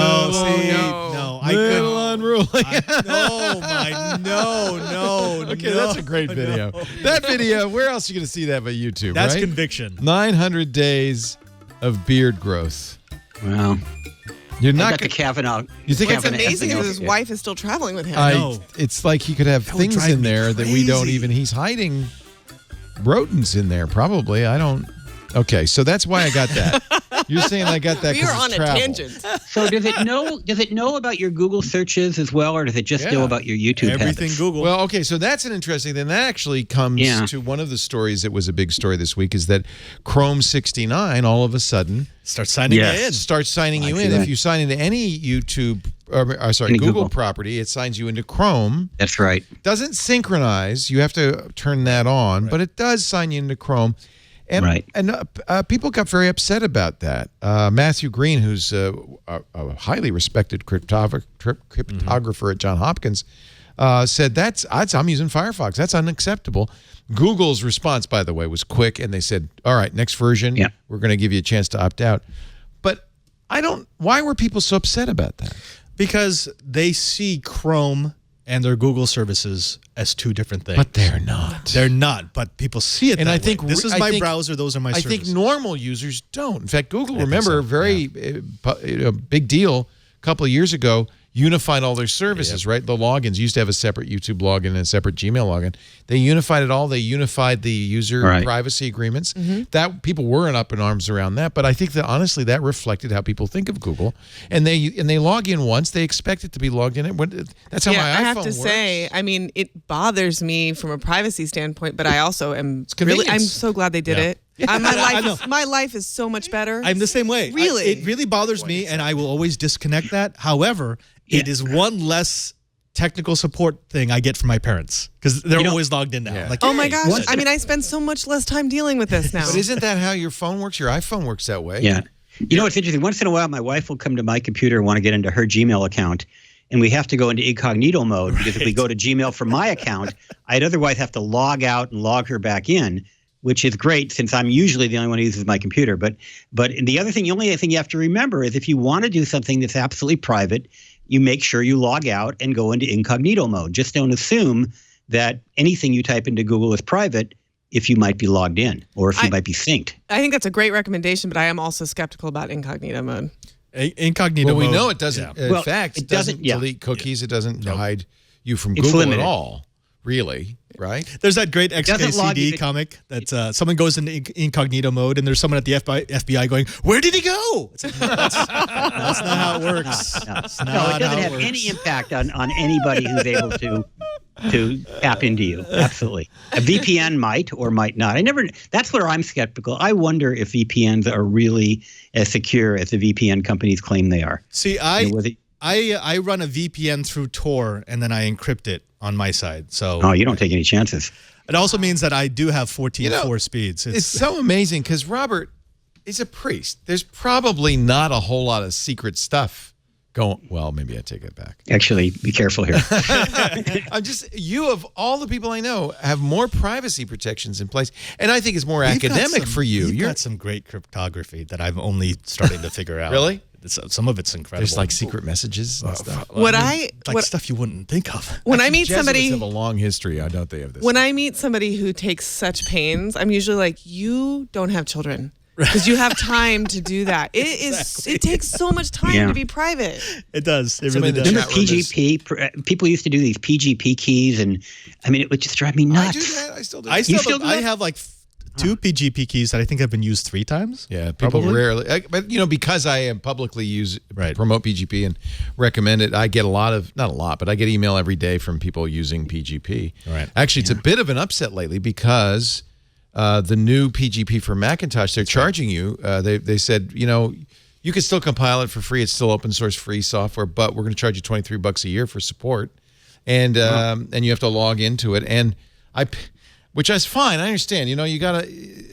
There's no reason in an open source project people have to work for free. That's fine if they want to charge. But I paid for it and I never got any login or anything. So now I'm just out $23 and I still can't use it. But you feel better, right? But I feel so good So about secure. privacy. Yeah. I'm so secure that I can't even use it anymore. You're like that one guy who paid for WSFTP. Oh yeah, I Oh, did. no, I am WinZip. that That's one. right, WinZip. WinZip. I Yeah, had both. the one guy who paid both. for WinZip. I paid for both. I'm still sending $10 a month to AOL. Don't joke. Don't joke. I know people like did that. for years. People did for years. Yeah. Yeah, just kept paying, right? One of my best friends in the Jesuits still pays for his AOL account because he's convinced that if he doesn't pay, they're going to cancel his email. It can Wow. they actually Really? take your money still? Yeah, Wow. yeah. That's amazing. Who owns them, Verizon? It's not What even do off you a credit buy? card. It auto debits from his checking account. Wow. What exactly does he think that he's buying? He thinks that he has to pay for the email account. He Oh, might. wow. What does AOL think that they're selling him? Don't know. That's my bigger question. Well, for a while there, didn't they have ad-free accounts if you paid, or was it Yahoo did that? You could pay and not get ads, I think, on Yahoo. I used to do that. Yeah. In fact, Yeah. I think I just recently stopped paying for Yahoo Mail Professional or whatever. I might need to stop paying for Juno Pro. Juno. Yeah. I have a dial-up account with Juno. I'm just in case. I'm ready. I don't have a modem, but if I had to get one, I could. You know what? I lost this in this move. I used to have an acoustic coupler. Oh, and I nice. wanted to take that with me to Rome, and I couldn't find it. I think it got tossed man. out. Oh, Larry's got one.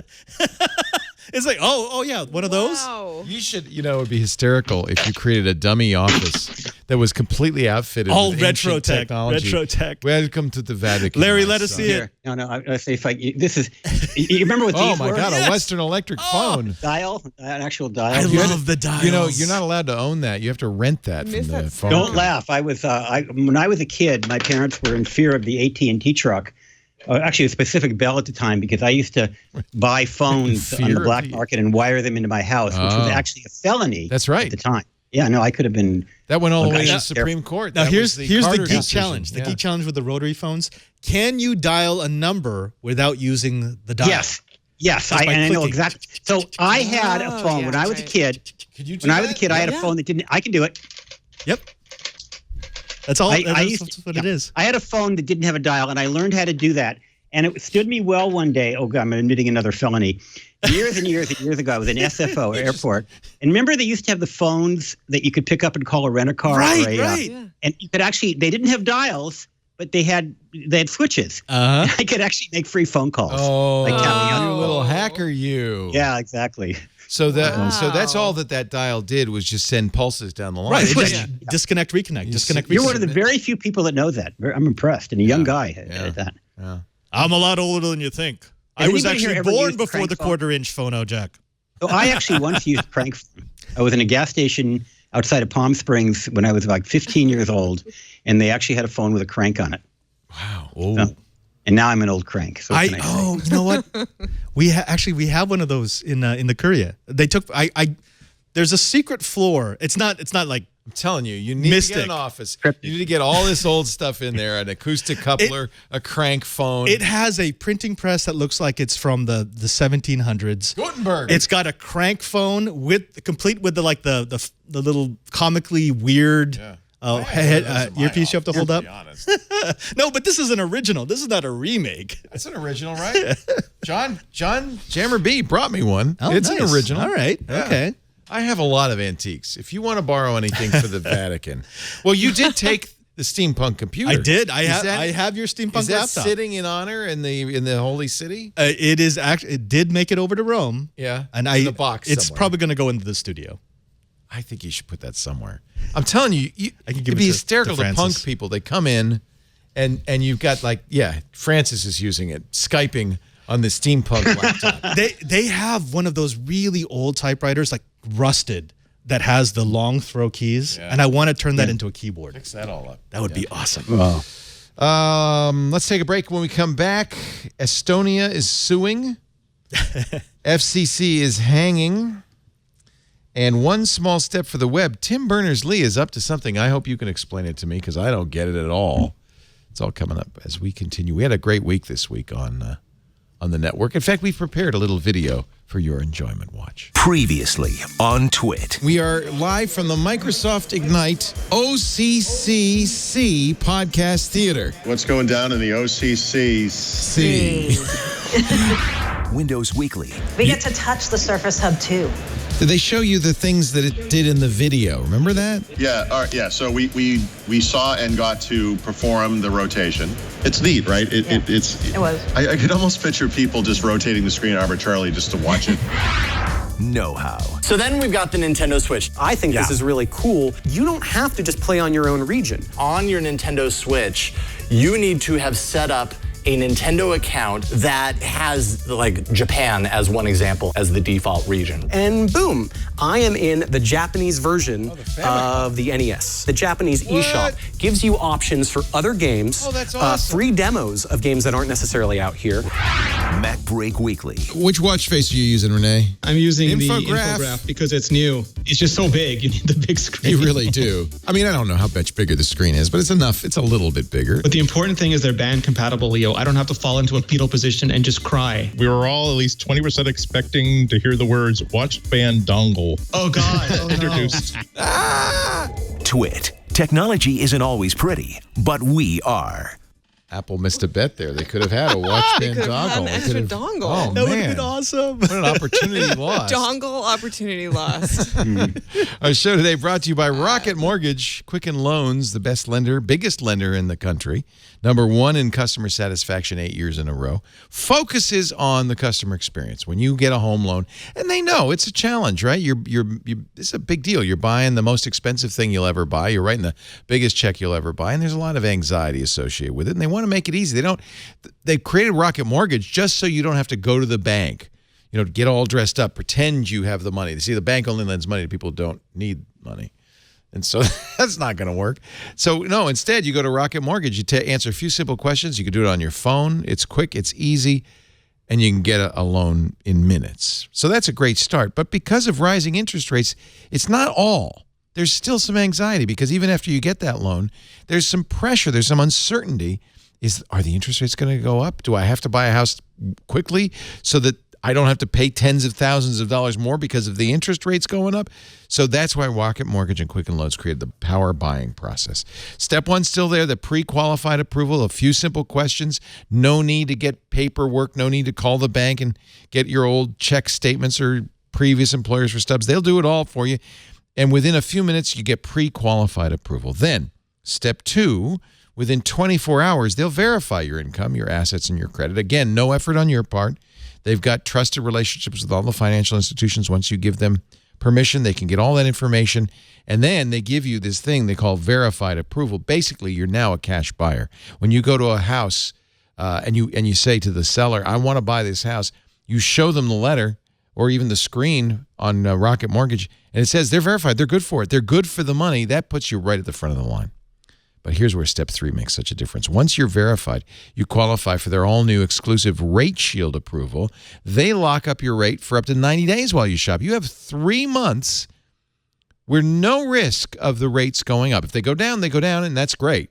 But they can't go up, so you win either way. This is exactly what you'd expect from a customer-focused company. They're thinking about your experience, and they're making it better. It's Quicken Loans and Rocket Mortgage, and you can get started very easily right now. In fact, set up the account if you're going to go home hunting soon. Maybe you're going to need a loan soon. Maybe you want to refi. Set up the account. Do that right now. rocketmortgage.com/twit2. And when you use that URL, they know. They heard it on Twit. That's good for us. rocketmortgage.com/twit2.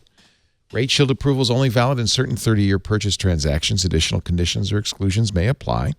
Based on Quicken Loans data in comparison to public data records. Equal housing lender licensed in all 50 states. And MLSConsumerAccess.org number 3030. All you have to remember, rocketmortgage.com/twit2 for Rate Shield approval, the verified approval. I mean, this thing is great. rocketmortgage.com/twit2. You'll remember this, Father Robert. Estonia had those digital ID cards, right? Of course. And they had a chip in them that had the fingerprint. Mm-hmm. And it was provided by a digital security firm called Gemalto. You also remember probably there was a security flaw in them. Yes, there and was. Estonia had to recall every one of those digital cards, 1.3 million of them. They're used all over Estonia for services, for identity. It's a huge deal. And Estonia is so pissed off, they're suing for 152 million euros. They should. I'm sure that was really expensive to deal with. That's not going to cover what they paid for that system. They said the Estonia Police and Border Guard board said Gemalto had created private key codes for individual cards, leaving government IDs vulnerable to external cyber attack instead of embedding it on the chip's card as promised. It turned out our partner had violated this principle for years. And we see this as a very serious breach of contract. Well, I mean, they were in use from 14 to 17. Yeah. The newest versions. And I mean, they were used for everything. That's how you lived in that country. And I was going to get one because you don't have to be, seriously, you don't have to be an Estonian citizen. You can apply for this digital ID card. It can be used as your PGP key. It can be used, speaking of PGP, it can be used as an identity card. That's very cool. I thought it was really neat. But you remember when we found out about this flaw, we talked about this on Security Now. It made them invalid, made them insecure. The FCC is hanging a $37 million fine on Blockbuster. I'm sorry. Blockbuster! I wish it isn't kick them when they're down. I'm misreading this. There was that one Blockbuster store in New York that had one video. This is what happens. FCC hangs a Blockbuster fine over a robo-caller, accused of spoofing real numbers. There's only one? Well, you see it all the time. It's called neighbor spoofing. Yeah. And I see it all the time. I get calls, all the time. right, from not just your area code, but from the exchange you're on. Oh, it's the worst. I get those at work all the time. And you have to answer, because what if it's your kid's school or a neighbor, or you have to answer. Right, or in the case of my job, what if it's somebody I work with? It looks like it is. Yeah, I just gotten to the point where if it doesn't identify who it is and it's not someone I know, I just don't answer. Yeah. And I know that's not an option anymore. I don't answer. I don't answer. I'm getting robocalls in Chinese. I have no idea why anybody thinks that I That's speak actually Chinese. extremely Use common. Microsoft Translate. It's You know what very the funny good for thing that. is? They're advertising for bowling. So the company was called Affordable Enterprises. They made, according to the FCC, more than 2.3 million maliciously spoofed telemarketing calls just to Arizonans alone during its 14-month span, selling home improvement and remodeling services. So I'm thrilled. This is a big. This will mean nothing. But we need more people to be fined and caught. Wasn't it recently predicted that 50% of phone calls in the right. very near future will be Yep. See, look, the problem with Fake. that is you can hang a blockbuster fine on this company, but all of these companies are shells. They're limited liabilities, and they move from one to the next. So this company will go under. The principals will still be operating 10 other companies. Yeah, we figured out how to do it. First Orion, which provides call blocking services, published a study that found telemarketing spam has increased from 2017. In 2017, 2 years ago, it was 3.7% of calls. This year, 29%. Wow. And they're the ones who said, we think it'll be more than half. Next year, it'll be 45%, more than half within a couple of years. That's just This you is don't why I got answer rid the of my phone anymore. landline. Yeah. Sure. Yeah, my landline was 100% junk calls. I just finally said enough. My But parents now it's kept happening on the phone. their landline from our family home, and I don't know why, because no one calls that except for telemarketers.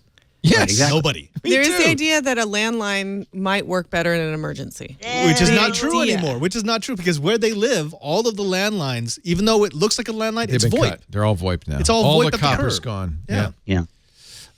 The FCC does have a Truth in Caller ID Act they can use for this, which fines up to $10,000 for each violation. That's where the $37 million fine came from. If you can find the person Find who him. did it. Good luck. Well, as soon as this is effective, what they're going to do is they're going to turn over oversight to the SEC, because that's where it should. Okay, no, I shouldn't go there. Let me back up now.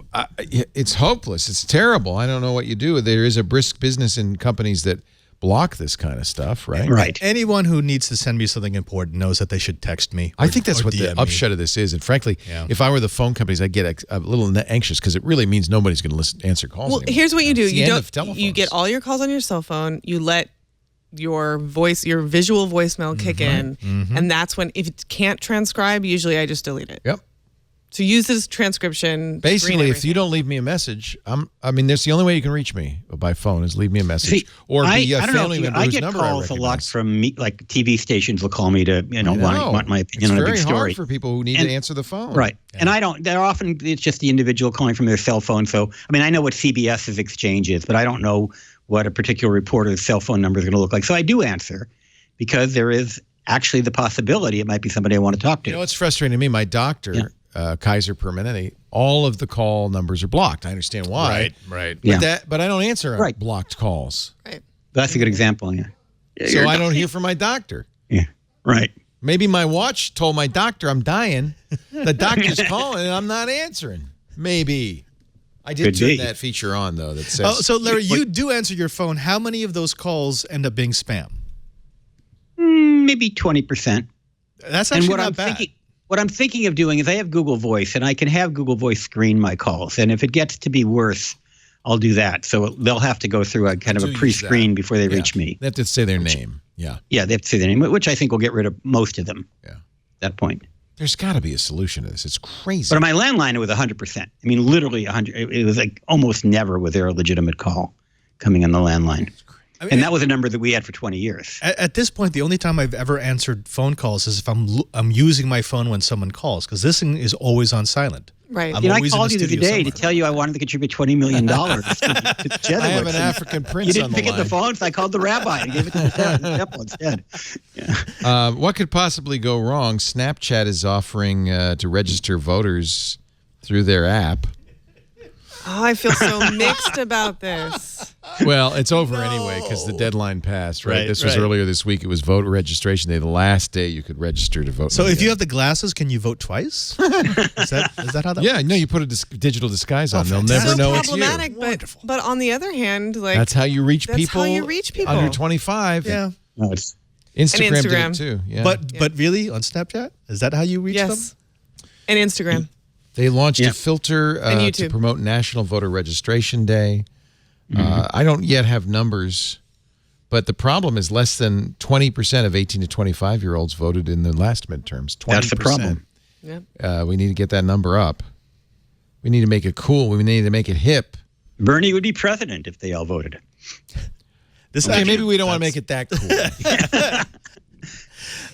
I mean, look, when most of our political discourse looks horrible, it looks like the worst case of humanity, of course that demographic's not going to want to have anything. Yeah, they don't want to go near it. Oh, but they never have. I mean, I don't think that demographic has ever been a particularly big voting bloc. That's actually the thing that makes me sad is it gives people a reason to just give up. Yeah. Like, I don't want to get involved in politics. That really discourages me. When I hear people who I respect say, it doesn't matter who I vote for anyway. It's like, that's the one little bit of power you have, The most man. powerful political trying to enlist young people campaign that I've heard recently was sort of like, look, voters over the age of, I don't remember what it was, 50 cast a huge percentage of the vote. Yeah, you don't want those old farts to choose. Basically, it was like, do you let your grandparents choose what you wear or what you eat? Why would you let them choose your grandparents are running the Senate, obviously. If you 85, your great grandparents. I mean, both Feinstein and Grassley are like 85 years old, and she's running for another 6-year term. Feinstein looks like Galadriel, what she would look like if she had accepted the ring.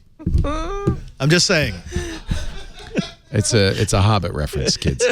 Ouch. I'm sorry. Well, Lord of the Rings, Hobbit, that's all the same, isn't it?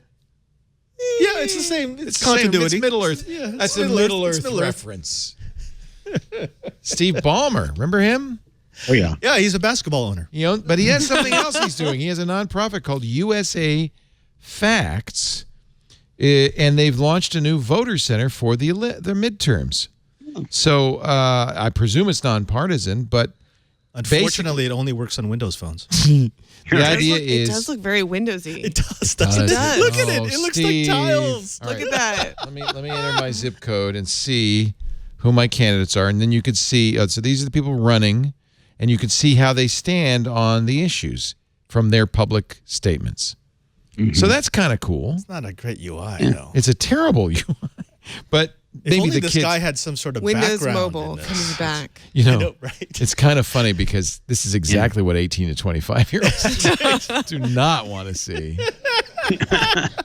It actually does look like Windows 10 almost. The old Windows, Windows 8, I mean. Yeah.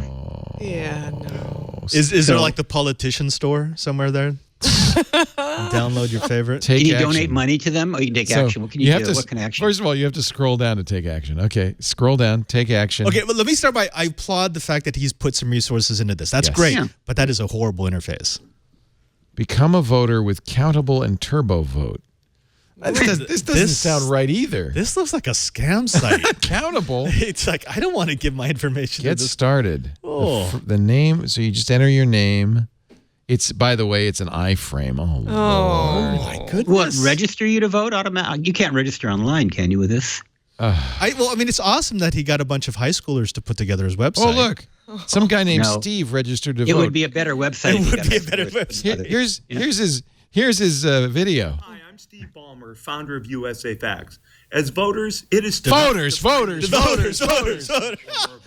was just thinking of that. Together with our partners at Accountable. It reminds me of all those conferences I went to where he would yell at people. You can see who you can vote for. He wants you to vote. He's going to tell you. Why is he talking into the pause symbol? I gotta. Come on, Steve. The site. See what you think. That is horrible. You can't get rid of it. Vote 3 times. Vote. All right. So no, you say vote 3 times. Steve Ballmer do this to make fun of him. I did it to commend him. No, good for him. Good for him. No, yeah, seriously. Thank you. But work on it. Get someone to work on it. He's just going to yell at you until you do it. Call Matt. That's what it is. Just call Matt. And he's going to break my iPhone. Yeah.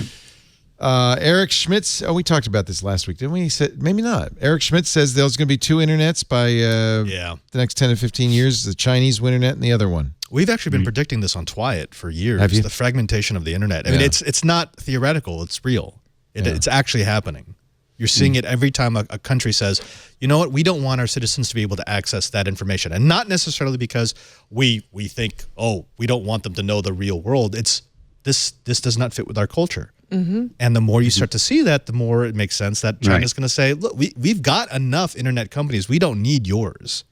We've got our internet. We've got our Karsten, own why search. did- We've got our own Amazon. Karsten, why did you put this story in here from the Columbia Journalism Review? Is the podcast bubble bursting? Yeah, I've heard that earlier. Karsten, what? And Karsten, why is it right next to your resume? What's going on, man? Panoply, the podcasting unit set up by Slate, recently laid off most of its staff. Yeah. Said that now it's just going to be a distributor of podcasts instead of a creator of them. Some big company. I mean, on Wednesday, that may be BuzzFeed other announced reason. it was laying off staff at its podcasting. Jeez Louise. And you've got companies that are just becoming aggregators. They're not Audible going to make any original laid off some content. staff from its podcasting unit. Well, the thing is that not this podcast, but some podcasts are very easy to make. So I think that the podcasting universe has a glut of just people who like to sit around and hear themselves talk. Which, if it's not, as you Not know, this show. No, but if it's doesn't have wonderful producers like Karsten, and if it's not structured and reliable, and it doesn't have sort of a narrative quality, nobody's going to listen to it. And there's different levels of podcasts. There is the person who is just talking into a mic, and maybe you like the sound of his or her voice. And then there's actually podcasts that will try to show you how to do something or want to inform you. And they all get lumped into the same basket. And that seems really unfair. Sure. Yeah. But I remember when I've been actually podcasting since, believe it or not, the late 90s, before the term existed. And for the longest time, we got no respect. It was a Roger Dangerfield of media, right? Everybody wanted video. And then Serial came along, and suddenly podcasting, and Leo, you actually made a pretty big contribution to it as well. Podcasting suddenly became cool, and all these television and radio networks wanted to jump in. But I think it's cyclical, and I think it's been overhyped over the last couple of years. And maybe it's a flight to quality. Maybe at the end of the day, we will have fewer podcasts, but better podcasts. You know, that's what this article, and by the way, the article is by Matthew Ingram, who's a regular on our podcast. But that's what this article says. Is that it's exactly right, and I think that's true. But that's always been true. In fact, frankly, I welcome this because a glut isn't helping us at all. Right. There was also some very unrealistic expectations that were set up by companies that were giving these incredible numbers of this is how many people download. That A, most of them were crazy inflated. Yeah. And B, wasn't really a marker of how effective it was in actually getting your messaging absolutely across. not, because a download, as we know, does not equal a listen. Precisely. And there's just like, no way to show that. It's sort of like blogs. I mean, remember when blogs was the huge, big buzzword? Everybody was blogging. Remember John Markoff, somebody said, do you have a blog? He said, yeah, I have a blog. It's called NewYorkTimes.com. At some point, some blogs did very well. They actually rose to popularity, and often because they deserve to be. And now everybody and their brother has one, but most get essentially no traffic. So dead blogs. There's so many of those. That's why I replaced my Facebook, Twitter, and Instagram feed with a blog. I went back to GeoCities. My blog is actually, it was, I think, in 1995 I registered larrysworld.com. Oh, my God. It's still not super popular. So my blog is where I put all my travel pictures because I didn't have anywhere else to put them. So I don't know. Nobody's reading them, but at least they're somewhere. You can read them later. I can read them. It's beautiful. It's very New York Timesy. I read my own blog. But that's why I have Google Photos. Google Photos just gives me all my travels. WordPress, yeah, it's nice. Which theme is that? 2017. Oh, yeah. I use that on one of my blogs. Yeah. SmarterInternet.org. And it has a nice big, I wanted a big hero image, right? So that's a nice one. Yeah, and every time you refresh it, it's a different one. It's not always the same one. So, because that's nice. That would I have to take notes on how to do that. Apparently, I don't remember either. There, no. Oh. Refresh. It does now. It's like, no, It's you're stuck on this. It's stuck on me and Lisa in Athens. As professional podcasters, do you guys think that there will be some improvement to the way podcast data gets tracked that will help the industry? God, I hope not. Yes. Okay. Otter.ai. Well, not necessarily metrics, but Otter.ai, which is this web page, allows you to transcribe your podcast. And so you can actually have a searchable transcription of it. And it's not perfect. Oh, this but is a I've great been using app. it. We use this app. I've been using it a lot. And it's iOS. Yeah. It takes some work to make sure you fix all the typos. But if everybody did that with their podcast, it would be searchable. So at least it'd be more discoverable. Also, I'm seeing a split. There's going to be those that are like the Twits and the other podcast companies that can actually survive because they're putting out quality content on a regular basis. But then you've also got the increase and the rise of the 1,000 loyal listeners, podcasters, who realize I'm going to have a small audience. It's probably not going to grow. Nothing wrong with but that. I got 1,000, and that's enough for me. There's nothing wrong with it. Essentially, that's what we are. I mean, it's a larger number than 1,000, but really, the only reason Twit continues after 15 years is because we have a very loyal core audience that just is stuck with us all this time. And they're not swayed, they're not seduced by these other podcasts, or maybe they are, but they end up continuing to listen to Twit, and I hope they do. The issue that we face right now is that advertisers are starting to feel their oats. Yeah. The IAB, the Interactive Advertising Board, which is a big digital app, I'm sure you're very familiar oh boy, with do that. I. Unfortunately, they seem to represent advertisers a little bit better than podcasters, especially. Podcasters don't have much of a voice with them. And they're really pushing for podcast metrics. I don't want to do this to my audience, requiring your audience, for instance, to use an app that measures whether you listened. When you buy a newspaper ad, nobody says, everybody read that newspaper from cover to cover and they saw your ad. That's not how it works. But for some reason, digital advertisers feel like they should know. And it's because they're given this false sense of confidence from banner ads where, I know who saw my banner ad. Oh, yeah, right. And honestly, the only thing that should, in my opinion, affect advertisers is whether your ads work, whether you get results. Yeah. And if you got more...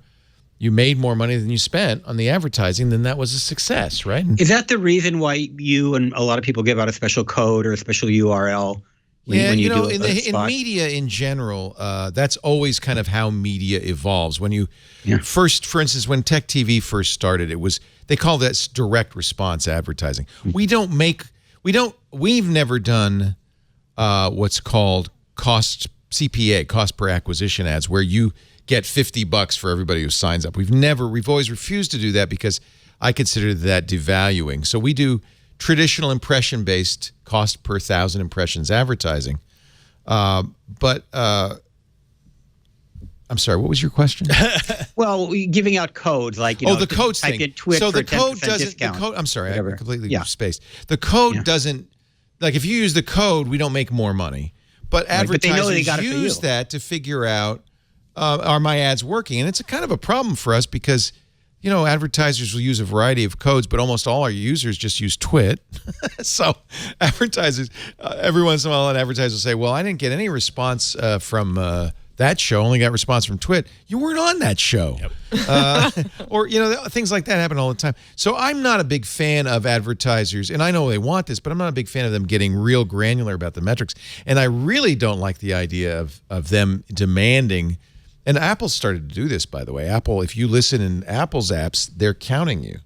And I don't like that. I don't want to see that be a requirement. And I would hate for advertisers to say, we're only going to count iTunes listeners. We're not going to count anybody else. That wouldn't be good for us for obvious reasons. Less than half of our audience uses an Apple product to listen to us.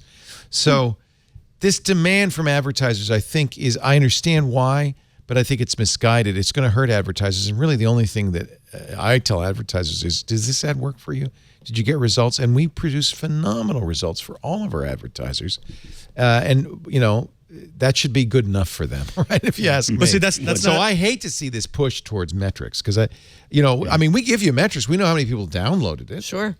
That's better probably than how many people bought a newspaper. But that's not as sexy as saying, I got 100 million views on this YouTube video. I get that. So when as I mentioned, I run a nonprofit, and when I'm doing fundraising, once in a while I'll get a potential sponsor, a potential funder that will start asking for metrics. How many hits did your website get, and this kind of stuff.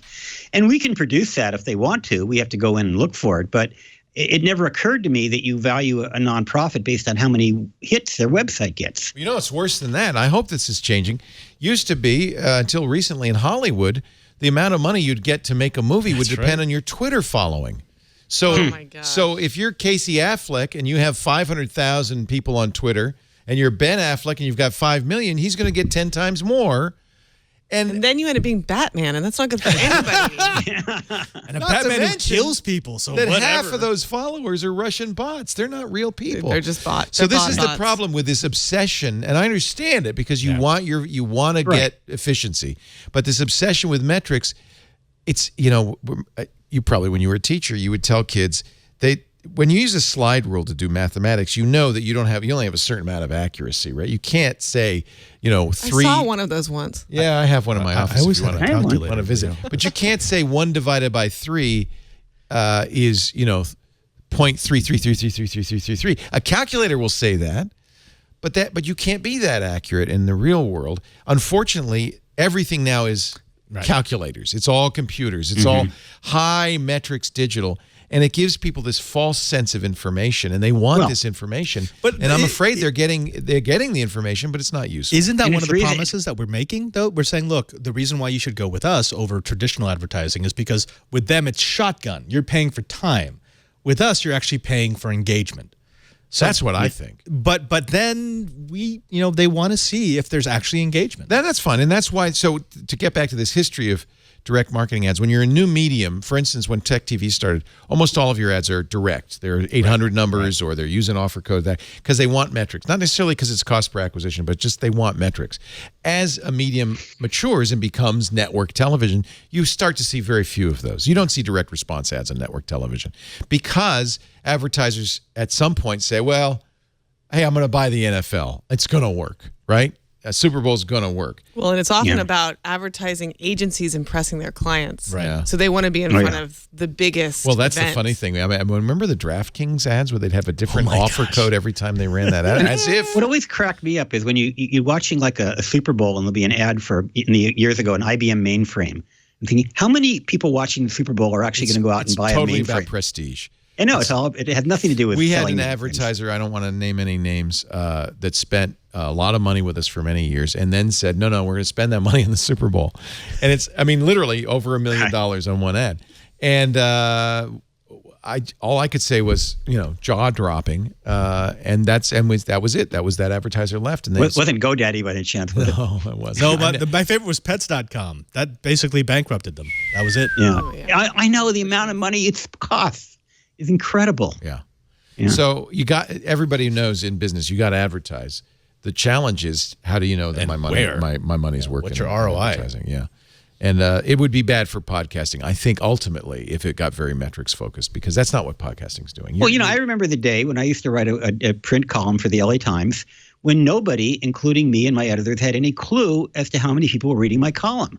They ran that thing for 20 years and never knew what my readership was because they had no way of measuring it. Yeah. And I don't know whether they cared even. I was actually kind of happy about that. Dvorak used to tell stories about Ziff Davis that they would do all sorts of tests and metrics. Yeah. And I think that you can get overexcited by that kind of thing.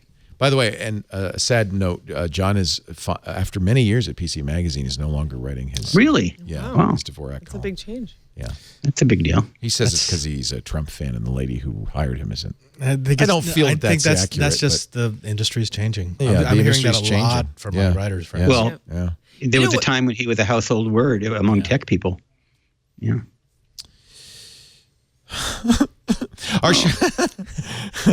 It's kind of sad, isn't it? It's all you youngins at CNET. Isn't it? It's sad when you get over the hill. It's just, I'm not talking about John, I'm talking about me. Really. You're crying about yourself. After a while, you no longer have the name. People no longer recognize you. It's all Marcus Brownlee. But this is get off my lawn. Yeah, you kids. But this is the way it is, and that's fine. That's life. Yeah. I have my retirement planned out. What's your retirement going to be? I'm going to sit in a cell until I die. They already know that. And that's literally what happens. Cells. It's not cell. It's literally what happens. I was going to say, that sounds like a good deal because you got it guaranteed, and then after you die, you're going to have some fun. So you got a good deal, really. And then I'm going to have my remains turned into glass because they do that now. I got a PR blast from that. They will take some of your cremains, they mix it with silica, and they will make a glass bust of you so that you can sit on the mantle of your loved ones for eternity. I'm like, that sounds ridiculously creepy. It's better than turning you into bullets. I have such a dirty mind. I want to be turned into bullets. I'm not going to say what I thought. Our show today brought to you by Molecule. You notice, by the way, how delicious, fresh, and clean the air smells in here, even though Alex Gumpel's eating hot dogs just around the corner.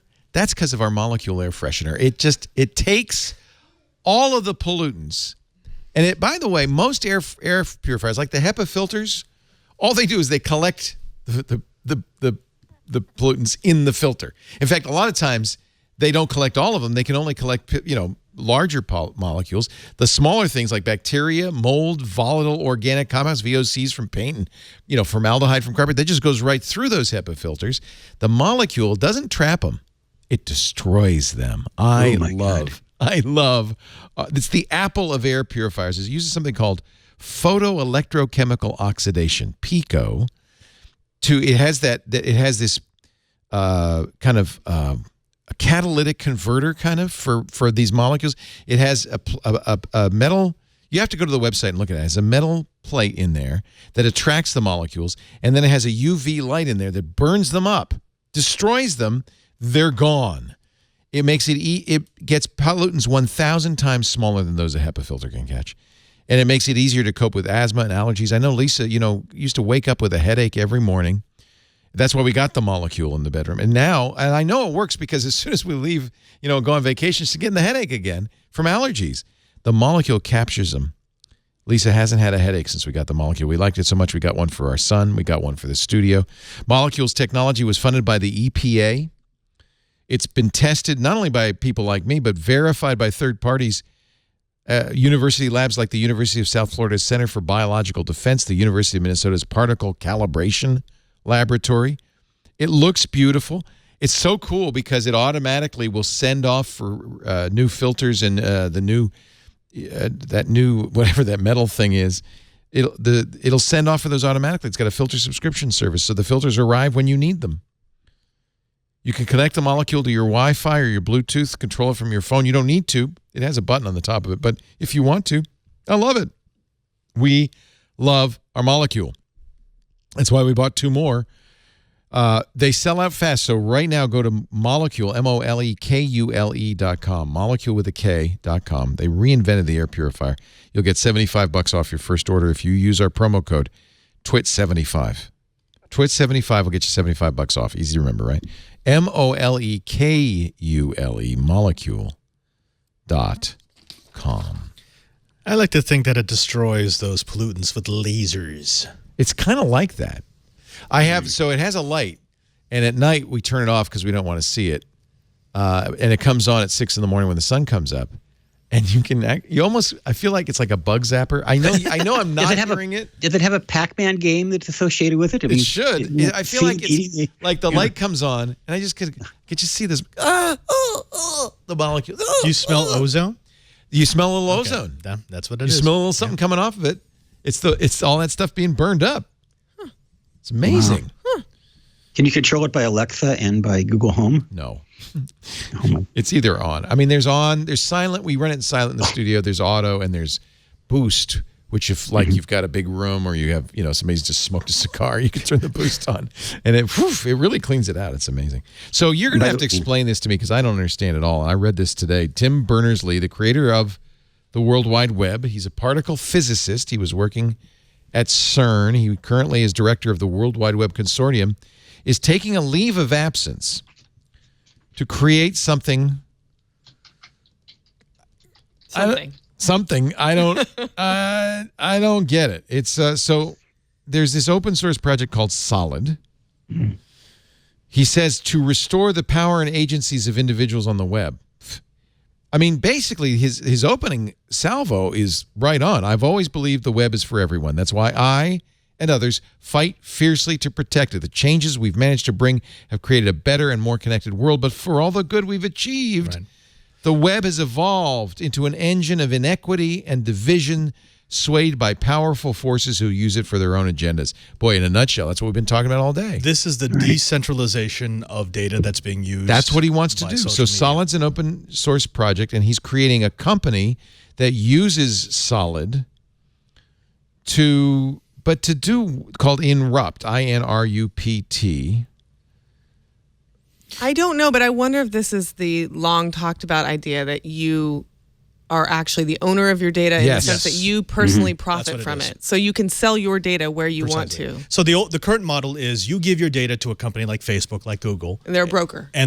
Right. Yeah. This is turning you back into a client because Google and Facebook want your data, but you get to choose who it gets shared with and what it gets used for. Yeah. The only way that you can keep that agency is if you have some sort of control over where it's stored. And it's effectively a currency for you. You choose to spend your currency for a product. Precisely. But how? But then the question is, once you transfer that data to another agency, do they then own a copy of it, or will your server somehow pull it back in if you decide to cut off your relationship with that company? Well, I mean, see, that's the point of owning it. Since you actually own the storage, you are the proprietor of all your data. It can only be accessed by those agencies that you give permission to access that data. So if someone stops doing business with you, they no longer get access to your data. But is that enforced by technology or by contract, by agreement? Both.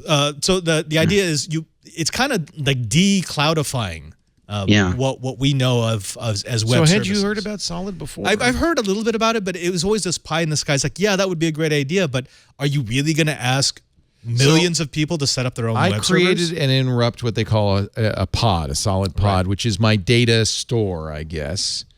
And it has a website. It has a profile, which I'll obviously have to add to an inbox, a public folder. And then they say, get the apps. The problem is, are there apps? Not really. And so that's what needs to happen now. In fact, frankly, this is why I wonder how possibly this could succeed. You've got to replace everything we use. The apps are coming, it says. You've got to replace everything we use on our phones right now, for instance, with apps based on Solid. Is that going to happen? Not only that, you would need the big players. So Sure. Facebook, Google, Apple, you would have to get them to buy into this, because if they're already getting the information for free, why would they suddenly change their model so that they have to contract with you? So there has to be, the way that I see this working, if it works, is that there has to be some upcoming big product that does not exist yet that this partners with first. Right. And that's really the only proof of concept. Yeah. And this is what Cory Doctorow has said, is that if you want to beat Facebook, you got to provide an alternative. Precisely. So, maybe that's what this is the beginning of. The first steps. It certainly has a big name behind it, Tim Berners-Lee. The other thing is if it provides data portability, so that if you can decide, the problem is if you want to beat Facebook, the other thing you have to do is you have to have a critical mass of users and you have to gather their data. So if you could somehow get people to switch, kind of like number portability with cell phones, which enabled people to shop around different services, so you could actually switch from one social network to another and have your data instantly come with you, which Facebook says it wants. I'm not sure it'll ever actually work towards that. But if some third party did that, then we would have true data portability. In effect, this is what Google does for most people, right? This is what Google is for most people, is this repository of all information. Yeah, but Facebook somewhat, but Google owns it. Right, And Google does not hesitate to use it to make revenue.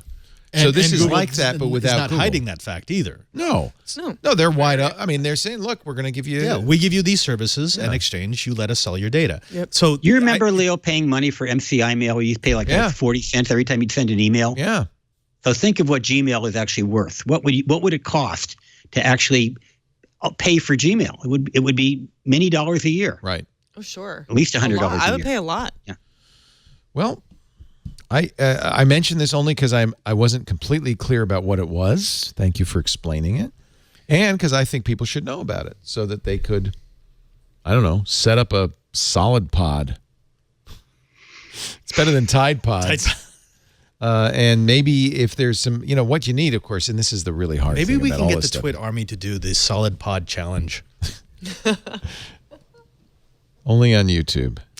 Only on YouTube. So there's a login to it. The structure is interesting. I love the idea. I just don't see a buy-in at any point in the near future. It has to be necessary or people won't do it at Precisely. scale. Well, there will be some people who will try it because it's interesting. That's Robert, you work for a top-down organization. Why don't you just mandate it? I'm still trying to get people to wear like regular clothes. So as opposed as to I got that nothing? covered, I'll come back to this. Ladies and gentlemen, we have come to the end of this fabulous program. You guys are great. Larry Magid, thank you so much for being here. Pleasure. CBS News Radio, connectsafely.org, at Larry Magid on Twitter. Anything you want to plug? No, just, I've got my review of the iPhone SX Max. We never talked about that. I thought that was on the agenda. It was. Do you like it? Yeah, I do. I think the camera is really good. I mean, I actually have I have a Pixel 2, and a lot of people say the Pixel 2 has a better camera. Yeah. I actually thought that the iPhone XS Max had a great camera. So I do like it. I'm still Larry, love Android. That was a name not designed for you. I just got to tell you. 10S. Can I get it right? XS. iPhone 10S Max. I have my cryptographer. You have your 10S Max. Yeah. I like it a lot. I don't know. I think the cameras are so good these days. It's hard to say one's better than the other. They're all good. I can't wait to see what the Pixel 3 does in a week. But right, exactly. I use both, and I'll probably keep using. Anyway, my review's on larry'sworld.com if you want to look. There you go. Lindsey Turrentine, are you going to get the new iPhone? I see you still have a home button. I still have a home button. I have an 8 Plus. No, the answer is no, I am not. Although I do. We have a great article on why you should wait around for the XR. Yeah, to me, the 10R might be the real phone to get. Right. I that's something that Scott Stein, who reviews the iPhone for us, has written a lot about. I've been saying the same thing. That it stands to be a very interesting phone, partially because it is actually the screen is larger. Right. Than the 10S, right? Which he pronounces like tennis or XS. Yeah. So that's sort of interesting, and we've been. I could talk about this for a while, but the other interesting thing about the new phones, and the only thing at this moment that would drive me to get the 10S is that we did the drop test on it that we do all the time. Yes.